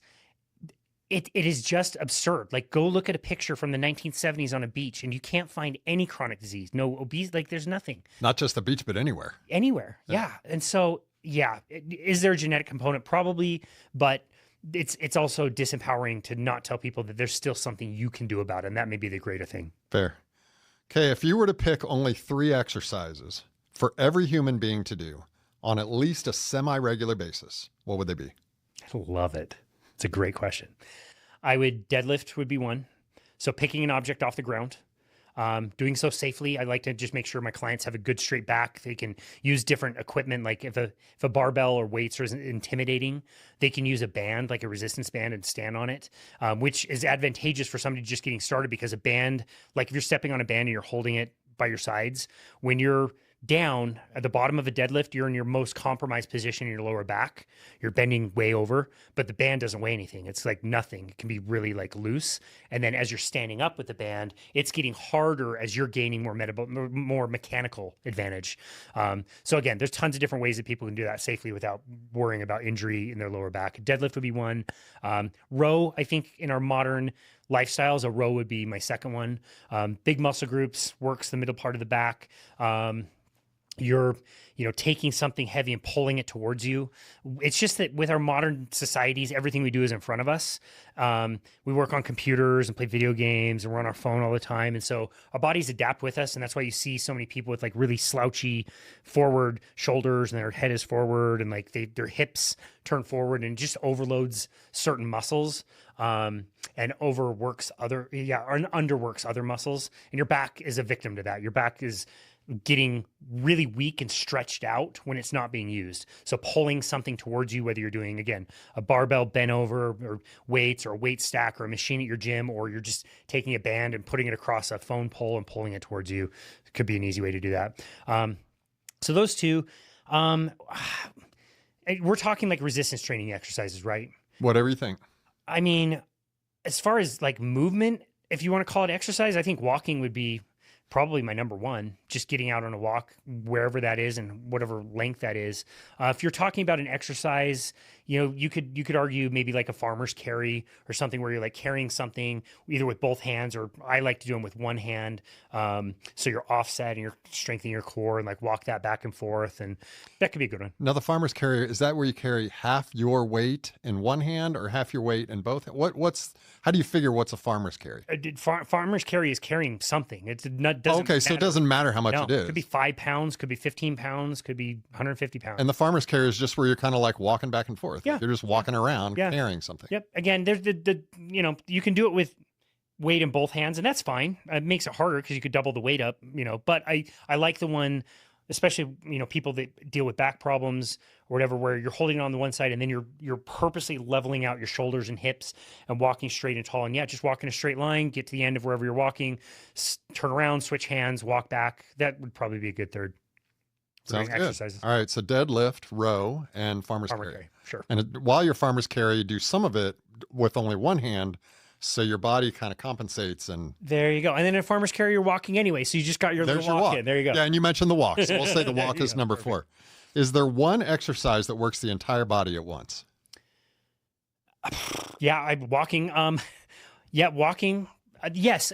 Every exercise can work every part of your body. Like at the same time. Yeah. Like think of to different extents. It depends on how you think about it and the way you want to isolate it. But like what I was explaining earlier with my wife's cadaver class, like when you pull a muscle up by the hip and it turns your foot, like we're connected. You're the head of your, like your tongue, your head is all connected to your big toe. And like the series of tissue from your right arm to your left arm is all connected. It wraps around your body in a spiral. It crosses through your body. It runs traverse through your body. Like if you think about the white part of an orange that keeps everything like intact, that's what fascial tissue is. And there are systems all across the body where they're all connected with each other.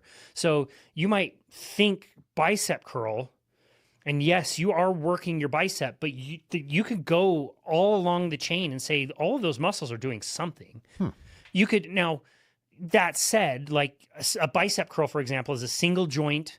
You're only moving one joint. It's a smaller muscle group. If I did a push press, I'm down in a deep squat. I stand up and push a heavy weight overhead. That's literally working a lot more of my muscles, way more. Kettlebell swing. Yeah, the farmer's carry. Like, you're really working a lot of those big muscle groups a lot more. So, but still working your core and your legs and your big toe. Right, exactly. But it's also not fair to say like even walking out the door isn't a total body exercise. It all is. Interesting. So most exercises, or maybe all exercises, work the entire body to one degree or another. Right. Interesting. Okay, what is visceral fat and how do we get rid of it? Fantastic. Great questions, man. I love these. So we've always thought that fat is like inert. It's just there. It jiggles around. Doesn't really do anything. We hate it. We don't like it, but it doesn't do much. And it's actually an endocrine organ. The fat is doing a lot, actually. And there's all kinds of different types of fat. So we have subcutaneous fat, which just means fat that's under the skin. So this is the kind that we don't like, but is relatively healthy for us. We can burn this for energy. It doesn't do much bad stuff. It's not really inflammatory. Again, nobody likes the flappiness of behind their arms, but it's at least not bad for you. You actually have a type of fat located more around like your neck and chest called brown fat, which refers to the amount of mitochondria this fat has in the cells. And this is fat that is, it's what's called uncoupled. The mitochondria don't use energy for, they don't use fuel for energy. They use fuel for heat. So it's basically like going out on my stick shift car, putting my car in neutral and throttling the gas. You're creating heat, like the engine will get warm. And so it's the reason why babies don't shiver when they're in like cold water or whatever, because they have a lot of brown fat. And it's metabolically active tissue that creates heat. So the thought is maybe you had that for like surviving a winter or something when it got really cold. If your body could use your stored fat when you stored it and burn it, help make you warmer. So that's really metabolically healthy for you. And then you have fat that's inside the kind of the chest organ cavity, and that's called visceral fat. And it surrounds your organs, right? It surrounds your organs. This is highly inflammatory. Really, it's like your liver is taking like fructose in particular, kind of a form of carbohydrate and a form of sugar, and it doesn't make your blood sugar rise, but your liver has to metabolize it, and just like the excess, it just sticks outside the liver.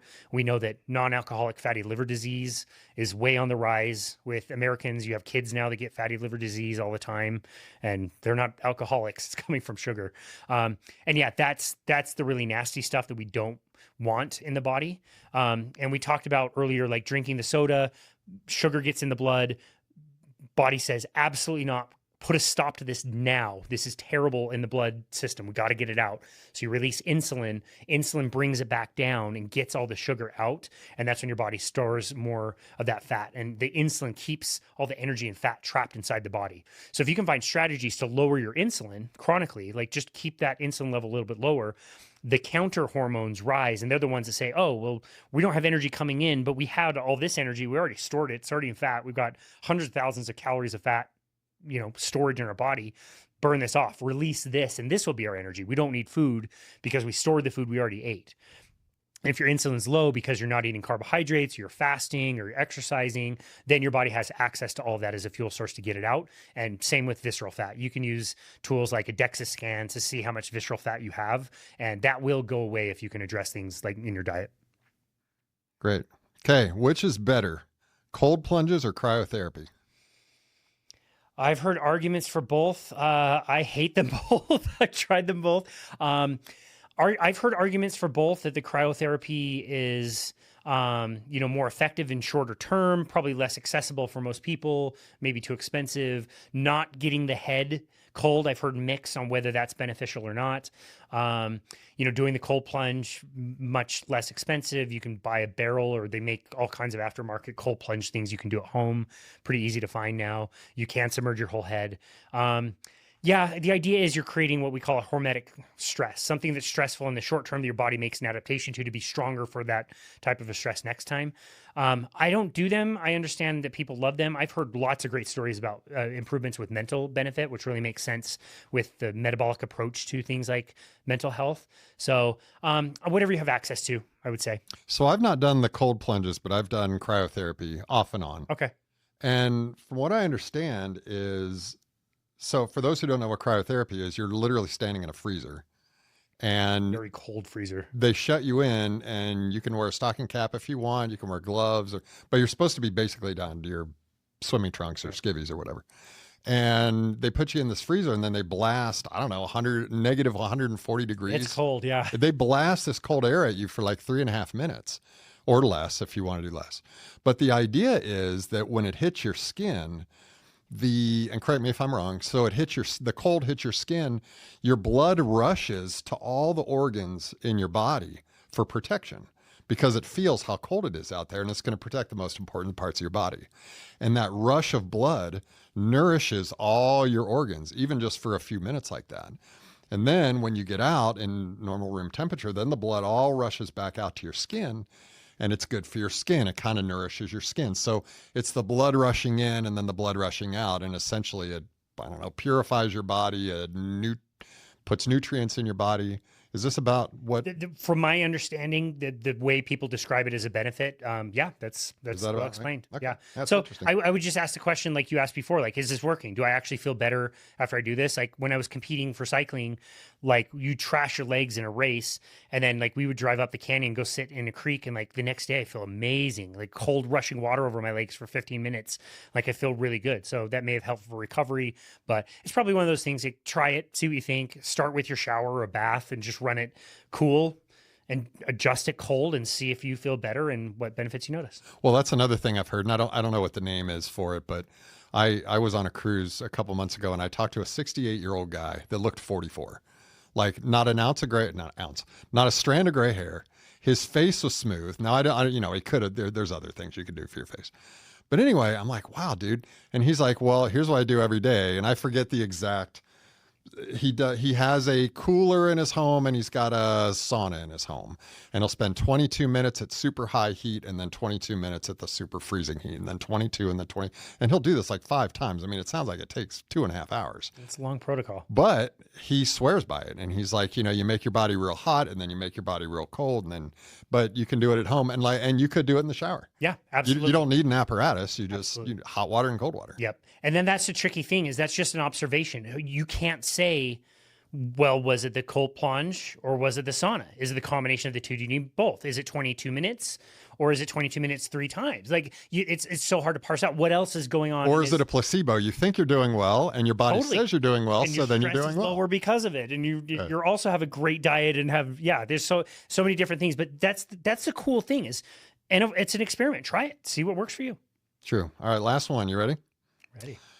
How do men okay, so this is assuming that men and women don't have the best diet and they don't have the best personal fitness. How do men get rid of love handles, and how do women get rid of cellulite? I guess I'll preface this question by saying like we probably have this like notion of what we should look like based on like Instagram models, and I think it gets a bit unrealistic. Like my wife is almost 10 years younger than I am, and she'll be like body fat in like 25%, and she will think that she's fat. Yeah. You know what I mean? And it's like, you're clearly not, but it's that mentality that is just, it's hard. So first of all, I would just want to say like, how are we supposed to look? I don't know, but cellulite just kind of happens. Where you store your fat is not up to you. It's up to your hormones. I'll go back to the best shot you can give it at reducing any of that stuff is that all is burning fat. And if you can be really good at burning fat, then you're probably on the right course to do the best you can with some of that stuff. And so the best thing I've ever found after doing fitness and nutrition for as long as I have is if you can reduce your carbohydrates to be as low as you can tolerate and focus your diet on fats and proteins, get yourself in a state of ketosis more often than it's in a state of what I call glucosis or burning sugar. That's probably the best chance you're going to have to burn fat, get rid of it for good. Okay, great. So those were 20 questions. Whew, glad I You're stretched. good? Yeah, good thing you Glad stretched. I stretched. All right, now I'm going to get a little greedy. I want to talk about stuff I want to talk. Well, those I want to talk about those too, but Cool. I want to talk about stuff for me. Excellent. All right, so about 6 years ago, I started intermittent fasting. Bought into the idea; it makes sense. I do the 16/8, which, for anybody who doesn't know, intermittent fasting says that you only eat between certain hours every day. So if you're on a 16/8, that means you're not eating for 16 hours, but you are potentially eating for 8. You don't have to eat during those 8, but if you're going to eat, it's going to be those times. So I do 11 a.m. to 7 p.m. pretty much for the last 6 years. Now, sometimes I'll go in front of or out, but I'd say at least 98% of the time I'm hitting 11 to 7 is when I eat. And then I'm not eating the rest of the time. The very first day I did that, it was really hard. Like after 7 p.m., I was really hungry. But the way you mitigate that is you drink a lot of water before you get hungry, if you can, but even while you're hungry. So the intermittent fasting I've been doing, and it just makes sense to me because you're giving your body a rest. Then you're letting your body clean itself out and reset. Then I graduated to 24-hour fasts. And that first time I did that was really hard.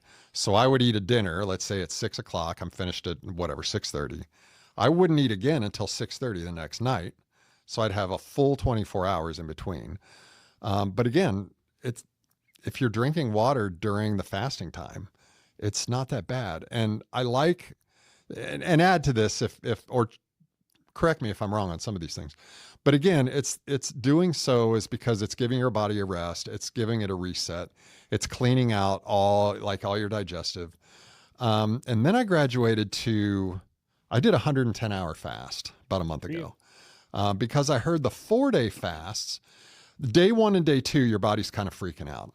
Your body's like, feed me, feed me, feed me. And it's being cleansed and it's resetting. But then by day 3, your immune system starts to kick in and your growth hormones start to amp up. And I'm like, well, I never heard of that before. I always thought of fasting, and here's where I'm getting to, the whole point of this, I guess, is fasting is good for cleansing. But once you get to maybe day 3 or day 4, because you could do, again, not giving medical advice, you could do a water fast for 40 days and it's healthy. So I've heard. I've never done it, but I don't think I could do it. I mean, mentally, 4 days was daunting, but once I got past the 24, it was easy. Like days 2, 3, and 4 were a piece of cake. 2, 3, and 4 were easy. Yes. Oh. Yeah, because I'd done the 24-hour fast already, but I'd never gone to a 30-hour fast or a 32. Got it. So once I got into that area, I was a little freaked out. But once I got over that little hump, days 2, 3, and 4, and I barely got hungry. I was drinking quite a bit of water. The only thing for that 110-hour fast, I got a little lightheaded.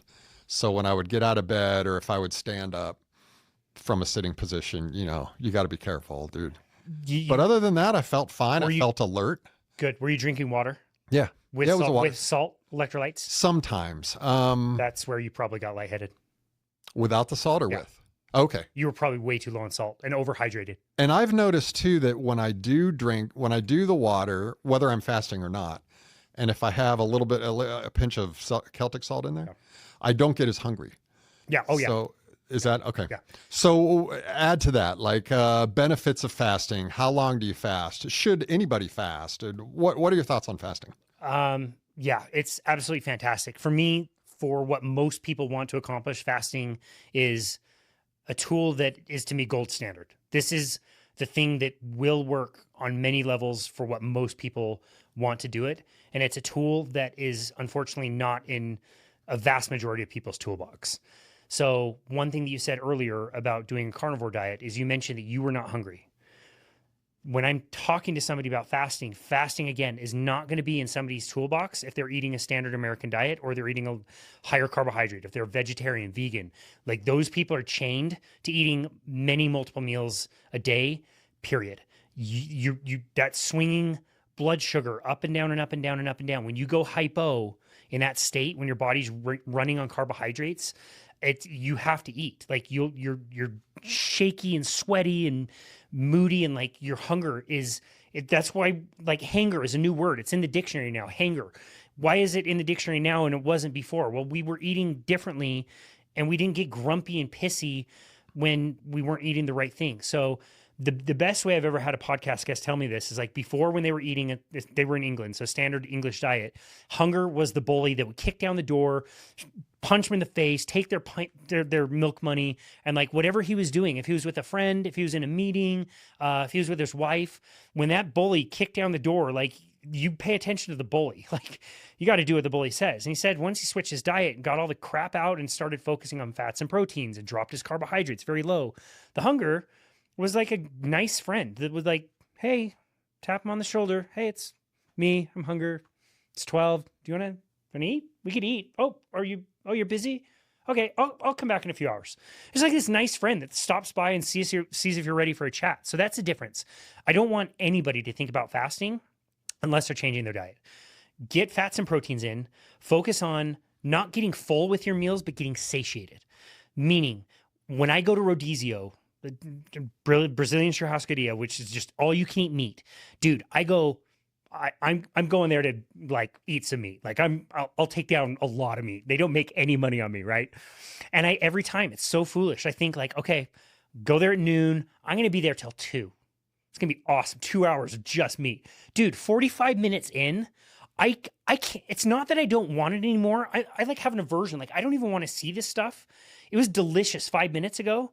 And tomorrow I'm going to be like, you dumbass, why didn't you eat that last piece of steak that was on your plate? Because now you want it. But like satiety means you have no interest in food. And if you just point out to people that sometimes they choose meals like that, like on a weekend, when was the last time you went to brunch and you got an omelet and you had some bacon? Even if it was a mixed meal, maybe you had toast with butter on it or something. Do you remember thinking it was kind of weird that you went like the rest of the day and you didn't think anything about food? That's how I want people to approach fasting. It's like, get so full with your meals. Fasting is the awesome, convenient thing that comes after that, where it's like, I'm not hungry. I don't need to eat. My body's running on stored fat. It's literally burning off the fat that I'm making in the liver. That's making ketones, which is where we get the name ketosis. It's a water-soluble fuel that the body loves and runs on. The brain runs on it when it can't burn fat. This is why people get type 3 diabetes, which we call Alzheimer's disease, is the brain is swimming in sugar and can't use it anymore. Ketones provide an alternate fuel. This is one thing I would have loved to talk to your last guest about when she was talking about migraines and a traumatic brain injury and the research behind either supplementing with ketones or going on a stricter ketogenic diet. And I would bet a lot of money that migraines and all that stuff would improve off of medications, but that's a diversion anyway. Yeah, fasting is an awesome, accessible thing. It's unfortunate because in my textbook of nutrition coaching, it's like 700 pages long, and there's one sentence in the book that explains what fat burning ketosis is. Ketosis is a state where your body is burning fat and creating ketones that your cells can use. And that's like all it says about it. If they had included a study that was done in the 60s, which shows a group of overweight people fasted for 40 days, it shows exactly at every level of all the different tissues, the fuel that they were burning. So they eat a meal, you burn off the sugar that you just ate. Okay. Then the body shifts and starts burning off the sugar that is stored up. Remember, we have some that we store up. We talked about that when somebody bonks, that runs out. Well, that's only going to last like a day or two. What is your body going to do after that? Well, your body starts making sugar. You need sugar in the body. You just don't need to eat it. Your body will just make it on its own. It makes the perfect right amount all the time. And it shows like all the tissues start burning fat. They start burning ketones. They even took all these people after 40 days. You could never do this today, but they took these people and dosed them with insulin, which made all the rest of the tiny amount of blood sugar they had drop to like single digits. This is like fatal for most people. and they were fine. They would walk around with a blood sugar in the single digits and had no hypoglycemia because the ketones themselves are protective against hypoglycemia. We've known this forever. We knew that in ancient Greece, if somebody had seizures, they would put them in a cave and not feed them. And in 3 days, like their seizures were gone. Like that's what happens. Your body gets into this state and yeah, you can fast. And so it's funny too, like you have to define like you did, like what is intermittent fasting? Is it nicer to call it time restricted eating? Sometimes that's less intimidating. Extended fasting, what does that mean for people? But yeah, the pattern that I most commonly see is day one, if you're used to it, day one's a little hard. Day two, you're hungry. I notice like the 36 hours kind of tough. And then I've never talked to anybody who's done a fast longer than 2 days that didn't say like, I got to day 3 and I could have easily made it to day 50. Like it doesn't make a difference. And also I had a guy, I was training at the time. He was doing weekday fasts. So he did a few. He didn't do it every week, but like he would eat on Sunday, he would work all week, and then he would eat on Friday night. So 5 days fasted. He would do coffee and he would do electrolyte water were the only things he would eat. So no like appreciable amount of calories. We had training sessions on Tuesdays and Fridays. On Tuesdays, his energy would be okay. Not terrible. We'd still have a really good workout. On Fridays, he was the Hulk. Like we would PR like deadlifts. He would just lift more and more and more. He had this coding job, still does, has this coding job where he needs to be like into the matrix, and his sense of flow and energy in his brain was just like he could work for hours and hours and hours and like do good work and like be alert. And it sounds like you kind of had a similar experience 3 days, 4 days in. Yeah. And for me, a lot of this stuff, eating carnivore, doing intermittent fasting, doing 24-hour fast, skipping the sugars, like all the things we've been talking about, for me, the challenge has always been mental. It's always been, oh, we're supposed to eat 3 meals a day. Oh, we're supposed to graze all day because it's supposed to keep us going. Like the things that are habits or the knowledge is now Marketing. or marketing, like our what we've been taught for decades. And like that's the hardest part. And I want to tell the audience that if you are thinking about eating better or if you're thinking about fasting, specifically carnivore and fasting 24 hours or maybe longer, what got me over that mental hump was I thought back, okay, what did our ancestors' ancestors do? And whether you believe a God put us here 6,000 years ago or we evolved from germs 2 million years ago, it doesn't matter. How were those people living? They didn't have a Walmart on every corner. They didn't have processed foods. They didn't have McDonald's. They didn't have fake foods. So what did they eat? They ate from the earth. And what's on the earth? Things that we can kill and eat. And so once I kind of got that in my head, it was super easy to do carnivore. It was easy to eat nothing but steaks and hamburgers and butter, bacon and eggs and water. And then when I'm doing carnivore, that's pretty much all I'll eat. And I put the bacon on aluminum foil and I bake it. Oh, man. And I drink the bacon juice. There you go. Whatever. Bacon juice, I like it. Or bacon grease. But the fasting thing too, like when I first start, the intermittent's generally easy to do. I mean, if you can't do 16 minutes, 16 hours without eating, you really got a food addiction problem. So that one wasn't too hard to start, but the 24-hour fast was pretty tough.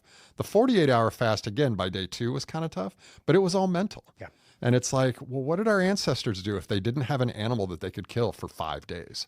What did they do? Yeah. I mean, clearly they survived because we're here today. And think about how you felt 5 days after not eating anything. You were in a better mental condition. You had more energy. That's what your body does. If we just got weaker and stupider, if we went a day without eating, and then we're less likely to find anything, and then less like we wouldn't be having this conversation. Like this is a state that our body gets into quite easily and naturally, and what I argue is our natural birthright state to be in anyway. That's endless energy. You're plugged into the energy that you have. There's a period of time. Walk around any natural climate, even walk around your neighborhood. Even if you're cultivating a garden, which makes no sense evolutionarily because the number of calories you put into a garden to raise food, you get not even close to the amount of return of like food you actually get from that. But how many fruit trees do you have in your neighborhood that are just like growing and spontaneously giving fruit to everyone everywhere? Like, no, that's not a thing until maybe like 2 weeks in September in certain areas. And if you don't get the ones that all the other stuff didn't eat, you might have some, but they go away. And go, like, next time you're on vacation, like, walk around in a tropical environment where you think, like, oh, this is where all the fruit comes from and all the bananas and mangoes. Like, really? Like, go take a hike and see how much food you can just, like, spontaneously come up with that plants are just, like, willing to give you. Like, plants do not want to get eaten, and they have compounds that fight back for a lot of people. One of them was a compound we mentioned earlier, which is oxalate. Oxalate is a compound that's found primarily in a lot of foods that try to protect themselves from predation from things like insects. It's why you get a gritty, kind of gross mouthfeel if you chew up a piece of spinach. Spinach is super high in oxalate, and what you're tasting is crystals, literal crystals that would tear the shit out of the mouth of any insects that try to eat it. Where do you think those crystals are going to go inside your body? They're going to tear up your guts. You're going to get leaky gut. People that eat super healthy and have joint issues and all these problems that don't make a lot of sense. Like, you're probably poisoning yourself on what we think are really healthy foods. But by the same token, I can walk around that same landscape. It would not be hard at all for me to conceive of a way to grab a fish, to take a goose, to find a duck, to find duck eggs. Like, these are not difficult strategies that would require tons of energy. And I could live off of that for a very, very long time while allowing that population to regenerate all the time. And that gives me all the nutrients I need, nothing that I don't, in one little package. It's not even a question. Yet, yeah, we're told that, breakfast is the most important meal of the day. Yeah, the cereal industry was started that. And the cereal industry, was started by John Harvey Kellogg, who was a Seventh-day Adventist trying to prevent kids from masturbating. That's why the cereal industry started. Like, these are religious ideas that started whole industries that influenced nutrition advice for 150 years. You heard of the Blue Zones? Yes. That's owned by the Seventh-day Adventist Church? No. It's a concept. A church, a religion paid millions of dollars to own the Blue Zones, and they promote plant-based diets, and cities can be accredited. Fort Worth, Texas is an accredited Blue Zone city because they came in and did some consulting about setting up walking paths and eating more vegetables. Like, Blue Zones are not plant-based. It's an idea that's put forth by a religion who promotes the Garden of Eden diet. It's a religious motive. Like, well, speaking of promotions, I've been hearing quite a bit lately that the food pyramid was a hoax. That 40, 50 years ago, the government got together with certain lobbyists or the grain industry or whatever. So when they made the food pyramid, they put a whole bunch of grains in there that we don't need, period. And it was like the thing you're supposed to eat the most. And then the thing at the top, I don't even know. What was it? Protein? I don't know. Like, proteins was sugar and saturated fat, I think, were the two things. Yeah. So have you heard this, that the food pyramid? Yeah, absolutely. It's South Park. Just credit to them for always getting it right. But what they did an episode recently where, like, the food pyramid, would you get the food pyramid? Like, no, you got it right. You just have it upside down, stupid. You got to turn it the other way, and then it makes perfect sense. Yeah, no, think about when the government made recommendations. The American Heart Association had already been making recommendations for a low-fat, low-fat diet is what it started with in 1961. The government didn't say anything about nutrition for many years, almost 2 decades. Their nutritional panels were more about helping get food to people that were starving. Now, in the 70s, we now have overnutrition. We've got way more calories than we need because we're subsidizing corn and wheat, and we've got all this food that now we've got more food than we need to know what to do with. And you think, like, okay, senators, nutrition experts, doctors, all of these guys had some conference. They worked on this for years, and they came up with this really good consensus idea of the recommendations we're going to make. A bunch of senators and, like, people like cookbook writers met for 2 days, and those are the guidelines. They were largely made by the secretary of one of the senators, the McGovern, whatever his name is, Senator McGovern. His secretary was a vegetarian for religious purposes. He had tons of influence on those nutrition recommendations, and that influence continues today with My Plate. And we went through all the food pyramid nonsense, and none of it was based on science. Any of the studies that they did, they put this together. Like, let's see people that eat vegetable oils versus people that eat saturated fat. They did this in a controlled way in a Minnesota mental hospital system. The food looked identical. Nobody knew what they were getting. And more people who ate the vegetable oils and seed oils died than did the saturated fat ones. They didn't release the data for 16 years. When they did, they released it in an obscure journal. And only in 2016, when the son of the guy who did the study was contacted, did they find boxes of files of all the data from these studies in this dude's basement. Like they just suppressed it. They just said, yeah, study didn't go the way we thought it would. So eat low fat. See, this is really why important. In order to have a perfect society, we need to really be careful about who we listen to. And I think it's great. And you were talking about when we first started the interview, you talked about the power of podcasting and how a lot of people have a voice now. This is only about 10 years into this social media experiment, well, maybe 15. But before, we had to rely on the government. We had to rely on universities. We had to rely on authors sometimes. We had to rely on the experts. And a lot of people real fast are waking up to the fact that that's not really the best idea. And for folks who don't know how to disseminate information, it's real simple. Learn what you can about the thing you're interested in, but then calmly think about it. Sleep on it. Spend a week processing all that stuff, which is kind of hard because we're on social media all the time, or we're watching cable news all the time. Like there's constant stimulation. But the things that you want to learn about, just again, when I kind of came to the realization when I wanted to eat better, I chose carnivore and I chose fasting. And those were hard to overcome because the experts and the universities and the governments say, don't do that. But then when I started to kind of soak it all in, and I thought, okay, well, what did the people do 2,000 years ago? This is what they did. So this is how you disseminate information. And we're living in a great time because people are coming out with different ideas. And I agree with you that I don't know that those big institutions always do things out of malice, but it's easy to do things for profit. And it's tough to know. And I'm not a mind reader. I don't know what their motivations are. But I talk about this in my book about how we've relied on politicians for 250 years. And a lot of people are starting to say, hey, maybe the politicians aren't right. Maybe we as Americans are more powerful than this little tiny group of politicians. So that's one other reason I wanted to have you in. Plus, I wanted to pick your brain about these healthy things. Excellent. Let me ask you this. And this is for people too that are, and me, that are thinking about eating healthier, what to buy, or what to avoid. We hear about, okay, well, if you're going to do carnivore, you got to eat free-range eggs from chickens. You got to eat non-GMO. You got to have grass-fed instead of corn-fed cows. Like there's all this stuff. And then, no pesticides. Like it's kind of hard unless you're doing it full-time, I think. So here's my question. Yes, if we can think about those things and if we can buy the proper things, that's great. But if we don't know where it's coming from, is it a good idea just to have the foods themselves? And they may or may not be the perfect generation of the foods. What I mean is, if you're going to do carnivore and you want to eat steak, eggs, bacon, hamburger, butter, just buy it. And if you happen to buy it and it's grass-fed and free range, great. If it's not, it's still the food itself is good rather than all the other stuff, all the sugars and the carbohydrates and being. Is that a fair thing to say? Curt, that's a perfect question. This is a hill that I will die on. This is one I'll beat my drum for. I would very strongly contend that you can walk into your local Walmart with $5 and grab the cheapest eggs that you can find and a pound of ground beef, and you will be far, far, far better off than any other alternative. Right outside this building, there's a McDonald's.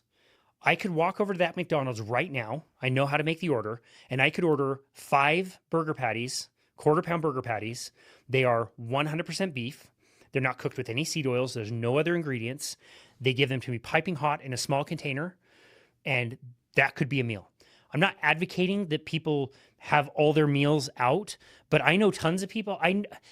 A majority of people need to know that they could leverage that tool when most people are within like 5 minutes of McDonald's anywhere on the planet, that they would be far better served ordering burger patties from McDonald's than they would eating any of the other nonsense and trying to think like, oh, this diet is outpriced me. I can't do grass-fed, grass-finished, whatever. Cows are amazing. Cows have 4 stomachs. They're other ruminant animals like elk and deer, whatever. They have ways that they detoxify things. I think the story of the hormones that cows are given from all the ranchers and regenerative agriculture people that I've talked to, regardless of whether regenerative agriculture, say that's all way overblown and that stuff doesn't make it in our food the way that things are told to us. Other animals are a little bit more questionable. So chicken, pigs, those are monogas gastric animals, they only have one stomach, so they don't detoxify nearly as much. But most people who are eating in this direction, they don't eat tons of chicken and pork. It's not as good to them. It's a cow.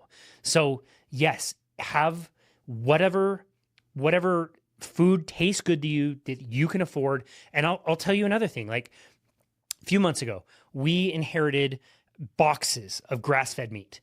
The reason why we inherited boxes of grass-fed meat from one of our shared clients is because she couldn't do the taste anymore. Like she didn't like the taste of grass-fed meat. It tastes grassy. I cook it up and I can't do it. I have like half a freezer full of amazing quality meat that I will not cook. It does not taste good to me. I get the best, most consistent, delicious steaks at, I kid you not, Sam's Club. I walk into Sam's Club and I buy steaks on discount. I go to Smith's or whatever local store. I go right to the clearance section. I might get a tri-tip that's just about to expire. I'm going to vacuum seal it anyway. I don't care. Like that's a few days of food for me that I can get on pennies on the dollar. This should be the least money, time, worry you ever have about food. Eat what tastes good. Eat what you can afford. Don't worry anything more than that. And even if you're not thinking like, oh, I'm going to have carnivore, just push in this direction. You're already probably eating meat. Try eating a little bit more and take that a little bit more of your plate with a little bit more of the meat and see what it's like if you skip the salad. Maybe you didn't like it to begin with, or maybe the thing you liked about the salad was that it was covered in oil and nuts and cheese and all this other good stuff that your body really wanted. Like, start to play with things. You can move in this direction. You can have eggs and bacon on Saturday morning. You're not going to die. Like, if you feel good, keep going. Yeah, I love that. And I love the McDonald's example because for people who are used to eating fast food but they want to go carnivore. And again, it's the mental thing. It's like, oh, I just can't stop eating fast food. I've been eating it my whole life, but I know this is where I want to go. Well, I'll start here then. And again, not giving any dietary recommendations, but he sort of just did. Casey kind of did because he's allowed. I'm not, but I will pair it. So eat a week's worth of patties at McDonald's. Don't get the quarter pounder by itself, but just that's interesting. That's a great way to go. And then you're moving in the right direction. And then maybe after a few of the 5 patty McDonald's meals, then you're like, well, okay, now I'm ready to go buy the hamburger from Costco or totally. Smith's. I do trips. My vacations are to conferences where we discuss all of the latest research in this, and I get together with my doctor friends and researcher friends and the friends in the field that are also podcasting, and we do these conferences where we go over like the latest data. And it's like, dude, I'm traveling. I know I can find a McDonald's. Is this my main diet? Like, no, but can I go to... It's better the alternative. Yeah, right. I found a burger place in San Diego and they were absolutely delicious. And I was so happy. The food was great. And like it happened a few weeks ago where I had a client downtown. I live in the suburbs, but there's a professional hockey game that I wanted to go to. And it was later in the day. And I knew it would be fine. I didn't need to eat before, but sometime during the game, I'd probably be getting hungry. It's my normal meal time. And there's just nonsense at the arena. There's really nothing that is good for me to eat. So what am I going to do? Great. An hour before the game, let me swing by McDonald's, grab some burger patties. That held me over perfectly. The game was awesome. Wasn't tempted by food. Watched the game, went home, had a steak. It's awesome. Fantastic. Okay, now I have a question for you that's very dear to my heart. Through my process over the last 6 years of the fasting and the last, let's say, 2 to 3 years of generally eating better, I find that I still have 3 vices: pizza, tacos, chocolate, in that order. I don't eat them often anymore. In fact, over the last 6 weeks, I've probably had 3 pizzas, 2 visits to taco restaurant. And you know what's funny? Eating those tacos feels so good, but then 2 hours later, I'm like, oh gosh. And I think I'm going to get to a point where I feel like, oh gosh, so hard that I just won't go back, but I'm not there yet. And the chocolate I have very periodically, probably around Halloween and Easter, because I buy my son these big giant bags of the chocolate miniatures, the Hershey's and the Snickers and the Kit Kats and the 100 grand. Okay, so my question to you, if I'm not a bigger man that I cannot stop eating those 3 foods, is there a pizza you recommend? Is there a taco restaurant you recommend? Is there chocolate that you recommend? Well, okay. So, I mean, the saying goes, even bad pizza is good. everybody knows this is scientifically proven, objective science, that Mexican food is the best food on the planet, period. End of discussion. Wait, are you being sarcastic? Yes, very. It's so Oh, good. okay. It's so good. And yeah, chocolate is chocolate, right? So yeah, I go back and forth on this. There's some different approaches that you can try. Like, you can take steps in the world of pizza to say, like, okay, maybe I have a gluten-free crust. Maybe that's a step better. Cauliflower crust. A cauliflower crust. Maybe that's one Which step. tastes very good. But I've gotten some of those at Sprouts. Yeah, The cauliflower crust. They taste great. They're good. I avoided cauliflower crust for a long time. You know why? Because my mentality was, ew. I mean, I can eat cauliflower by itself. You can't even But I'm like, you can't even tell. Yeah. Because I would avoid the cauliflower crust pizzas because, ew, it's going to taste like cauliflower. Right. But it doesn't. And see, it's the whole mental thing. You just get over the mental thing. Okay. Yeah. So cauliflower, again, gluten-free. those are steps you can take. I don't want steps. I want to eat pizza the rest of my life. My wife and I, a few weeks ago, we wanted to have a date, and we played cornhole in the front yard, and we wanted to make pizza. So you take ground, whatever meat you have, like we did ground chicken, and you flatten it out like a crust, you bake it, it gets crispy, and you put pizza toppings on top of it. And so that was one that, like, it definitely hit the spot. We used like pizza seasoning and, pepperoni and cheese and, fresh mozzarella. And it was like, that hit the pizza spot. That was pretty good. Like, I could do that.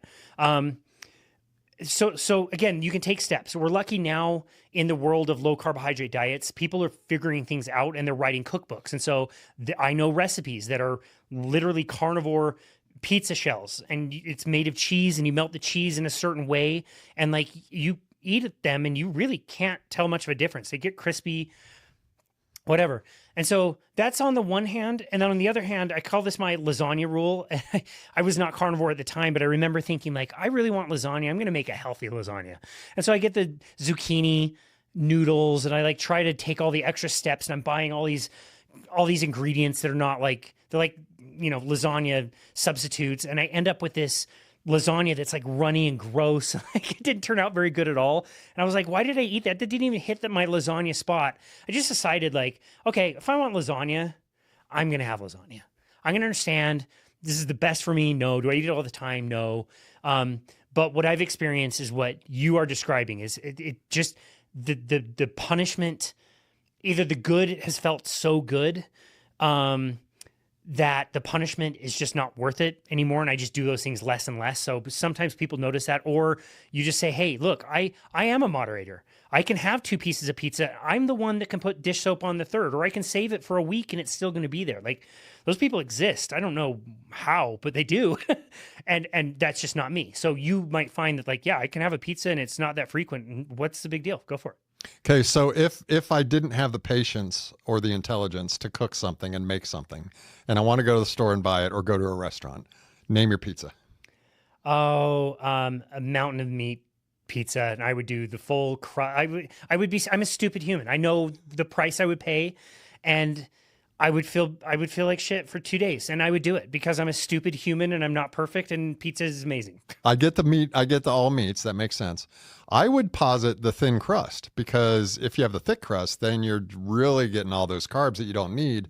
If you do the thin crust, it's just holding up the toppings. Right, and you're probably doing a lot less toppings on the thin crust than you would do on the thick crust. Got it. I probably do the thick crust because I want tons of cheese and the other really good meat stuff, and a thicker crust will support that. But yeah, you're right. Like, that is an example. A good example of a step is like, oh, I can order a thin crust that mitigates for sure. Right, makes it better. Yeah. And I think it goes back to that whole 80-20 or 90-10. So if we're doing 80% generally healthy or fairly healthy, 20% not, well, this just falls into the 20%. And life is fun. Yep. Sugar is fun. It tastes good. Yep.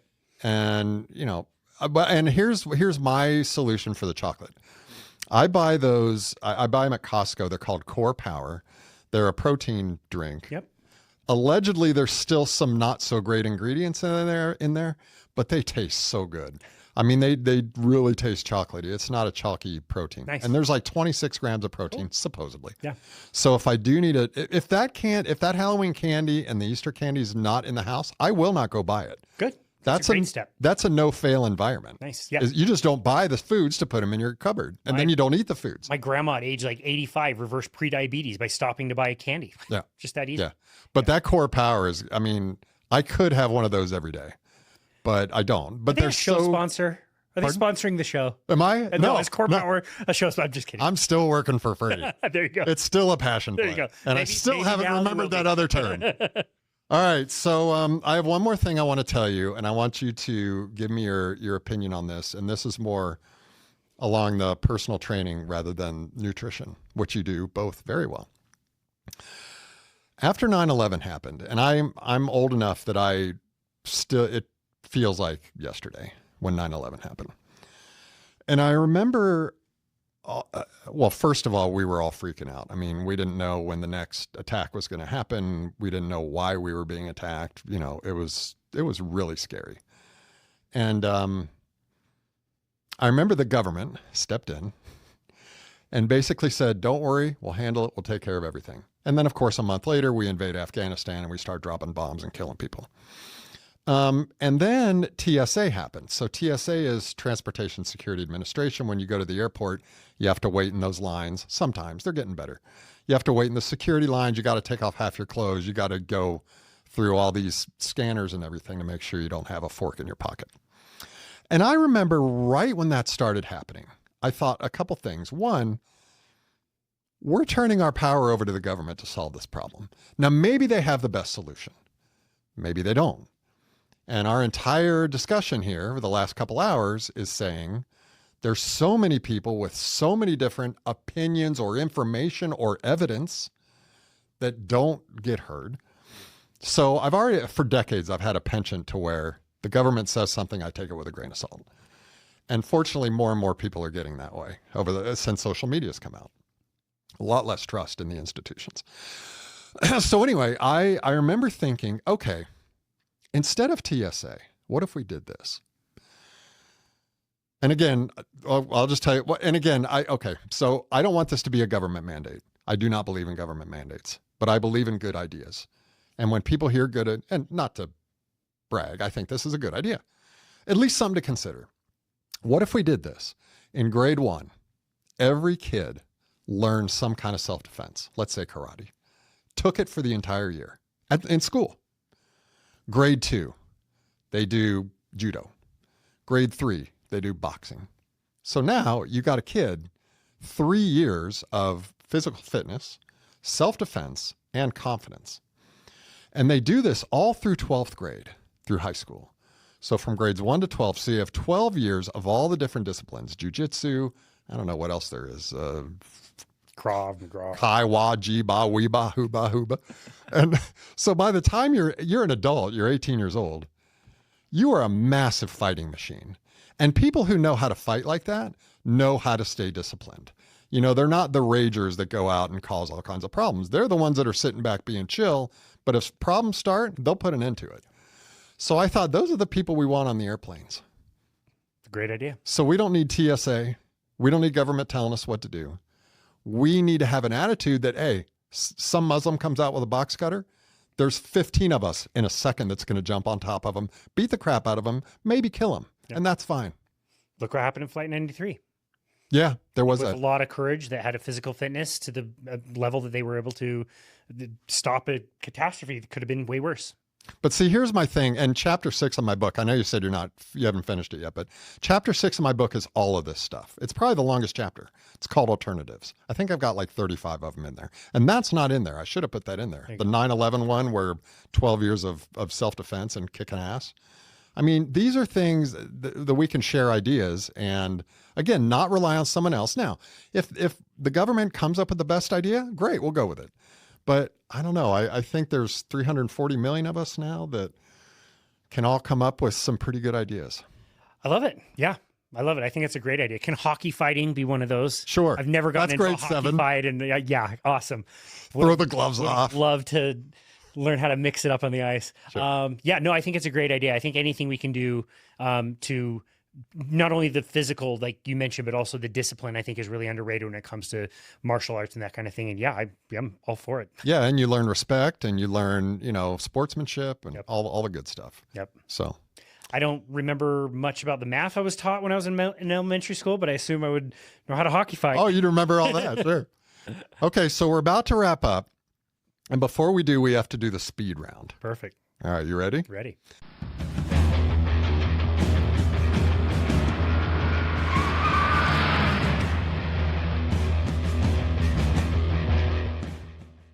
Now that with the speed round, you have to answer as quickly and succinctly as possible. All right? True or false? Tom Cruise is the greatest stuntman of all time. Leaning true. Yes or no? Pineapple on pizza. No. Movies at home or at the theater? Home all day. There is a food that you eat that everyone thinks is disgusting. What is it? Chicken hearts, maybe, but when everybody tries it, they like it more than they think they would. Okay. Favorite movie? Shawshank Redemption. Me too. Favorite book? About nutrition. I'm going to do two. About nutrition, The Big Fat Surprise by Nina Teicholz. About anything, The Untethered Soul by Michael Singer. All right. Favorite musical artist? Jason Mraz. What is your favorite salad dressing? Don't eat salad dressing. Olive oil. Well, I'll say olive oil. olive oil? Yeah. How do we end war? Ask someone else. Someone smarter than me. Okay. Whose insurance is responsible if two people crash into each other on purpose? Probably get rejected by both, wouldn't they? All right. If you could spend a day with anyone alive or dead, who would it be? My mom. Asian or Mexican food? We have established scientifically, objectively, that Mexican food is the greatest cuisine. So good. All right. When was the last time you had an emotional haircut? Oh, an emotional haircut. Can't say that I get too emotional about my haircuts. Okay. What is the meaning of life? Have fun. Where is the best place to get free money without working? If you know the answer, will you tell me? Just kidding. I love my work. I do too. Is the earth flat or round? Round. Every cloud has Moisture? Literally? Yes. a bird. A bird in the hand is Welcomed. If it ain't broke, don't. Fix it. Curiosity killed. The cat. A penny saved is. A penny earned. Who's better at running things, free people or politicians? Free people. When was the last time you proposed a toast? I don't know that I ever have. True or false? We are living in the greatest time in history. We're living now, and now is the greatest time always. So answer now. Water, with or without lemon? Both. Either way. True or false? Money can buy happiness. True.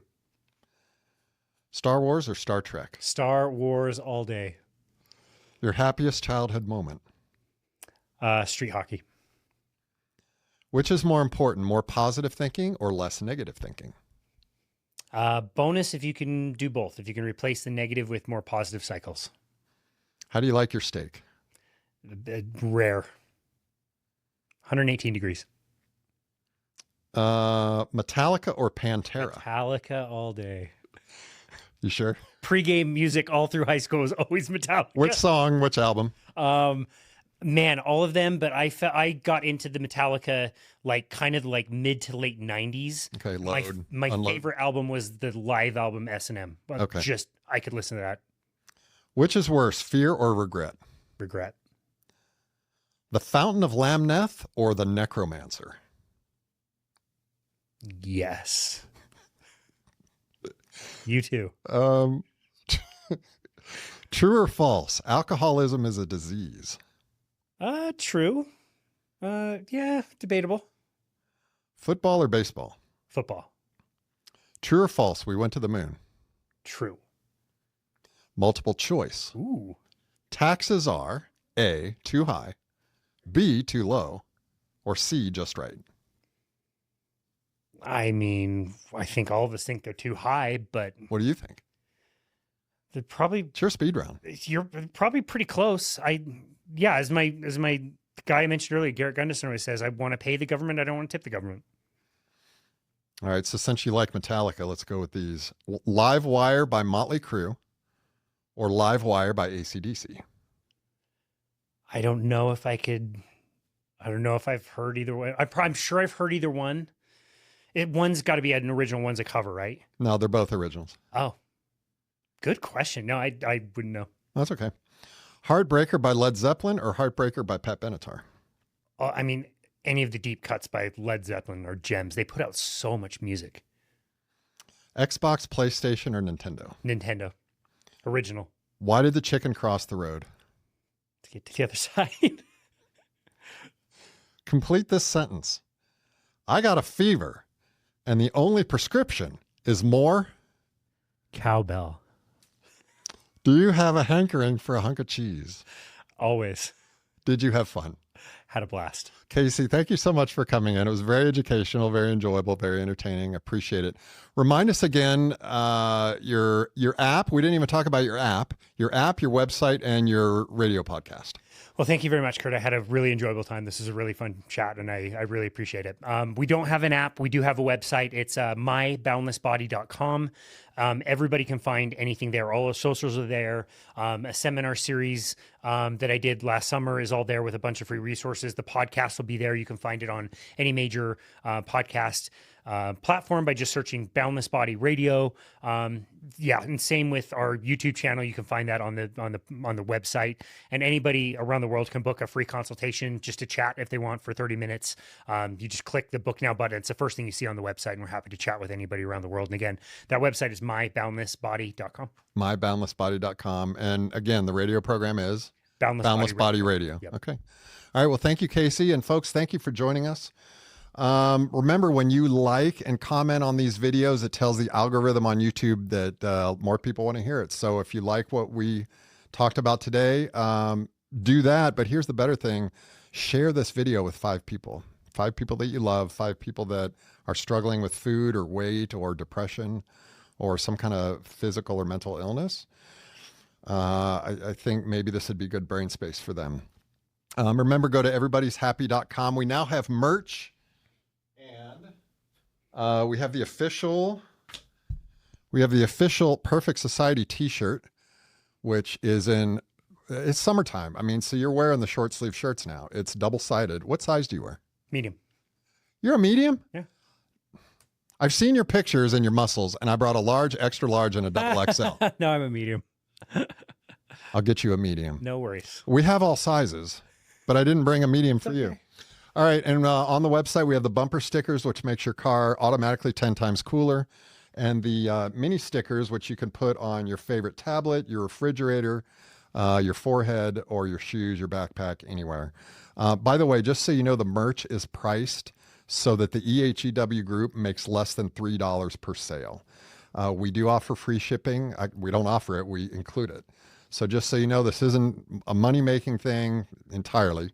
We have to make a little bit of money to kind of support all the costs, but the costs are rolled in, the shipping. So when you buy merch, just know you're getting everything at the absolute best price. So thank you again for joining us. I'm Curt Derby, and have a great day, a great week, and a great life. Adios, sayonara, goodbye. Don't be a pinhead. And thank you for joining us. We appreciate it. You already know you should eat better. You already know you should move more. You've heard it 1,000 times. So why aren't you doing it? Let me ask you something. If I offered you $1 million right now, cash, but you had to give me your eyesight, would you take it? Most people say no instantly. What about $1 million for your right arm? Still no? Then you're already walking around with something worth more than $1 million. Your eyes, your arms, your legs, your health, and your peace of mind. If you wouldn't trade them for millions, why do we treat them like they're worth nothing?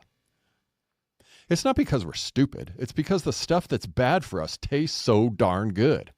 Chips Ahoy, Doritos, pizza, tacos, chocolate, they're everywhere, and they're designed to be irresistible.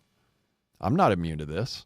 I love pizza and tacos and chocolate too, and I know I should eat healthier. And then sometimes I add guilt on top of it, which just makes it worse. Now I'm hurting my body and my mind. So what's the solution? Maybe it's not going from 0 to perfect overnight. Maybe it's baby steps. If you've seen the movie What About Bob, or if you follow Dave Ramsey, you know what baby steps are. little moves to do in a specific order that get you to a bigger goal. Instead of going from junk food to eating healthy all the time, try replacing soft drinks with water on weekdays. Instead of a Snickers, grab a Core Power chocolate protein drink. Instead of 10,000 steps, walk for 10 minutes. Your brain and body are at the center of everything you experience. The healthier they are, the easier it is to pursue your happiness. What are some fitness and nutrition tips that work for you? Share them in the comments. And tune into Casey Ruff's podcast, Boundless Body Radio, or visit myboundlessbody.com for links to his socials and free resources. Until then, take care of yourself and each other.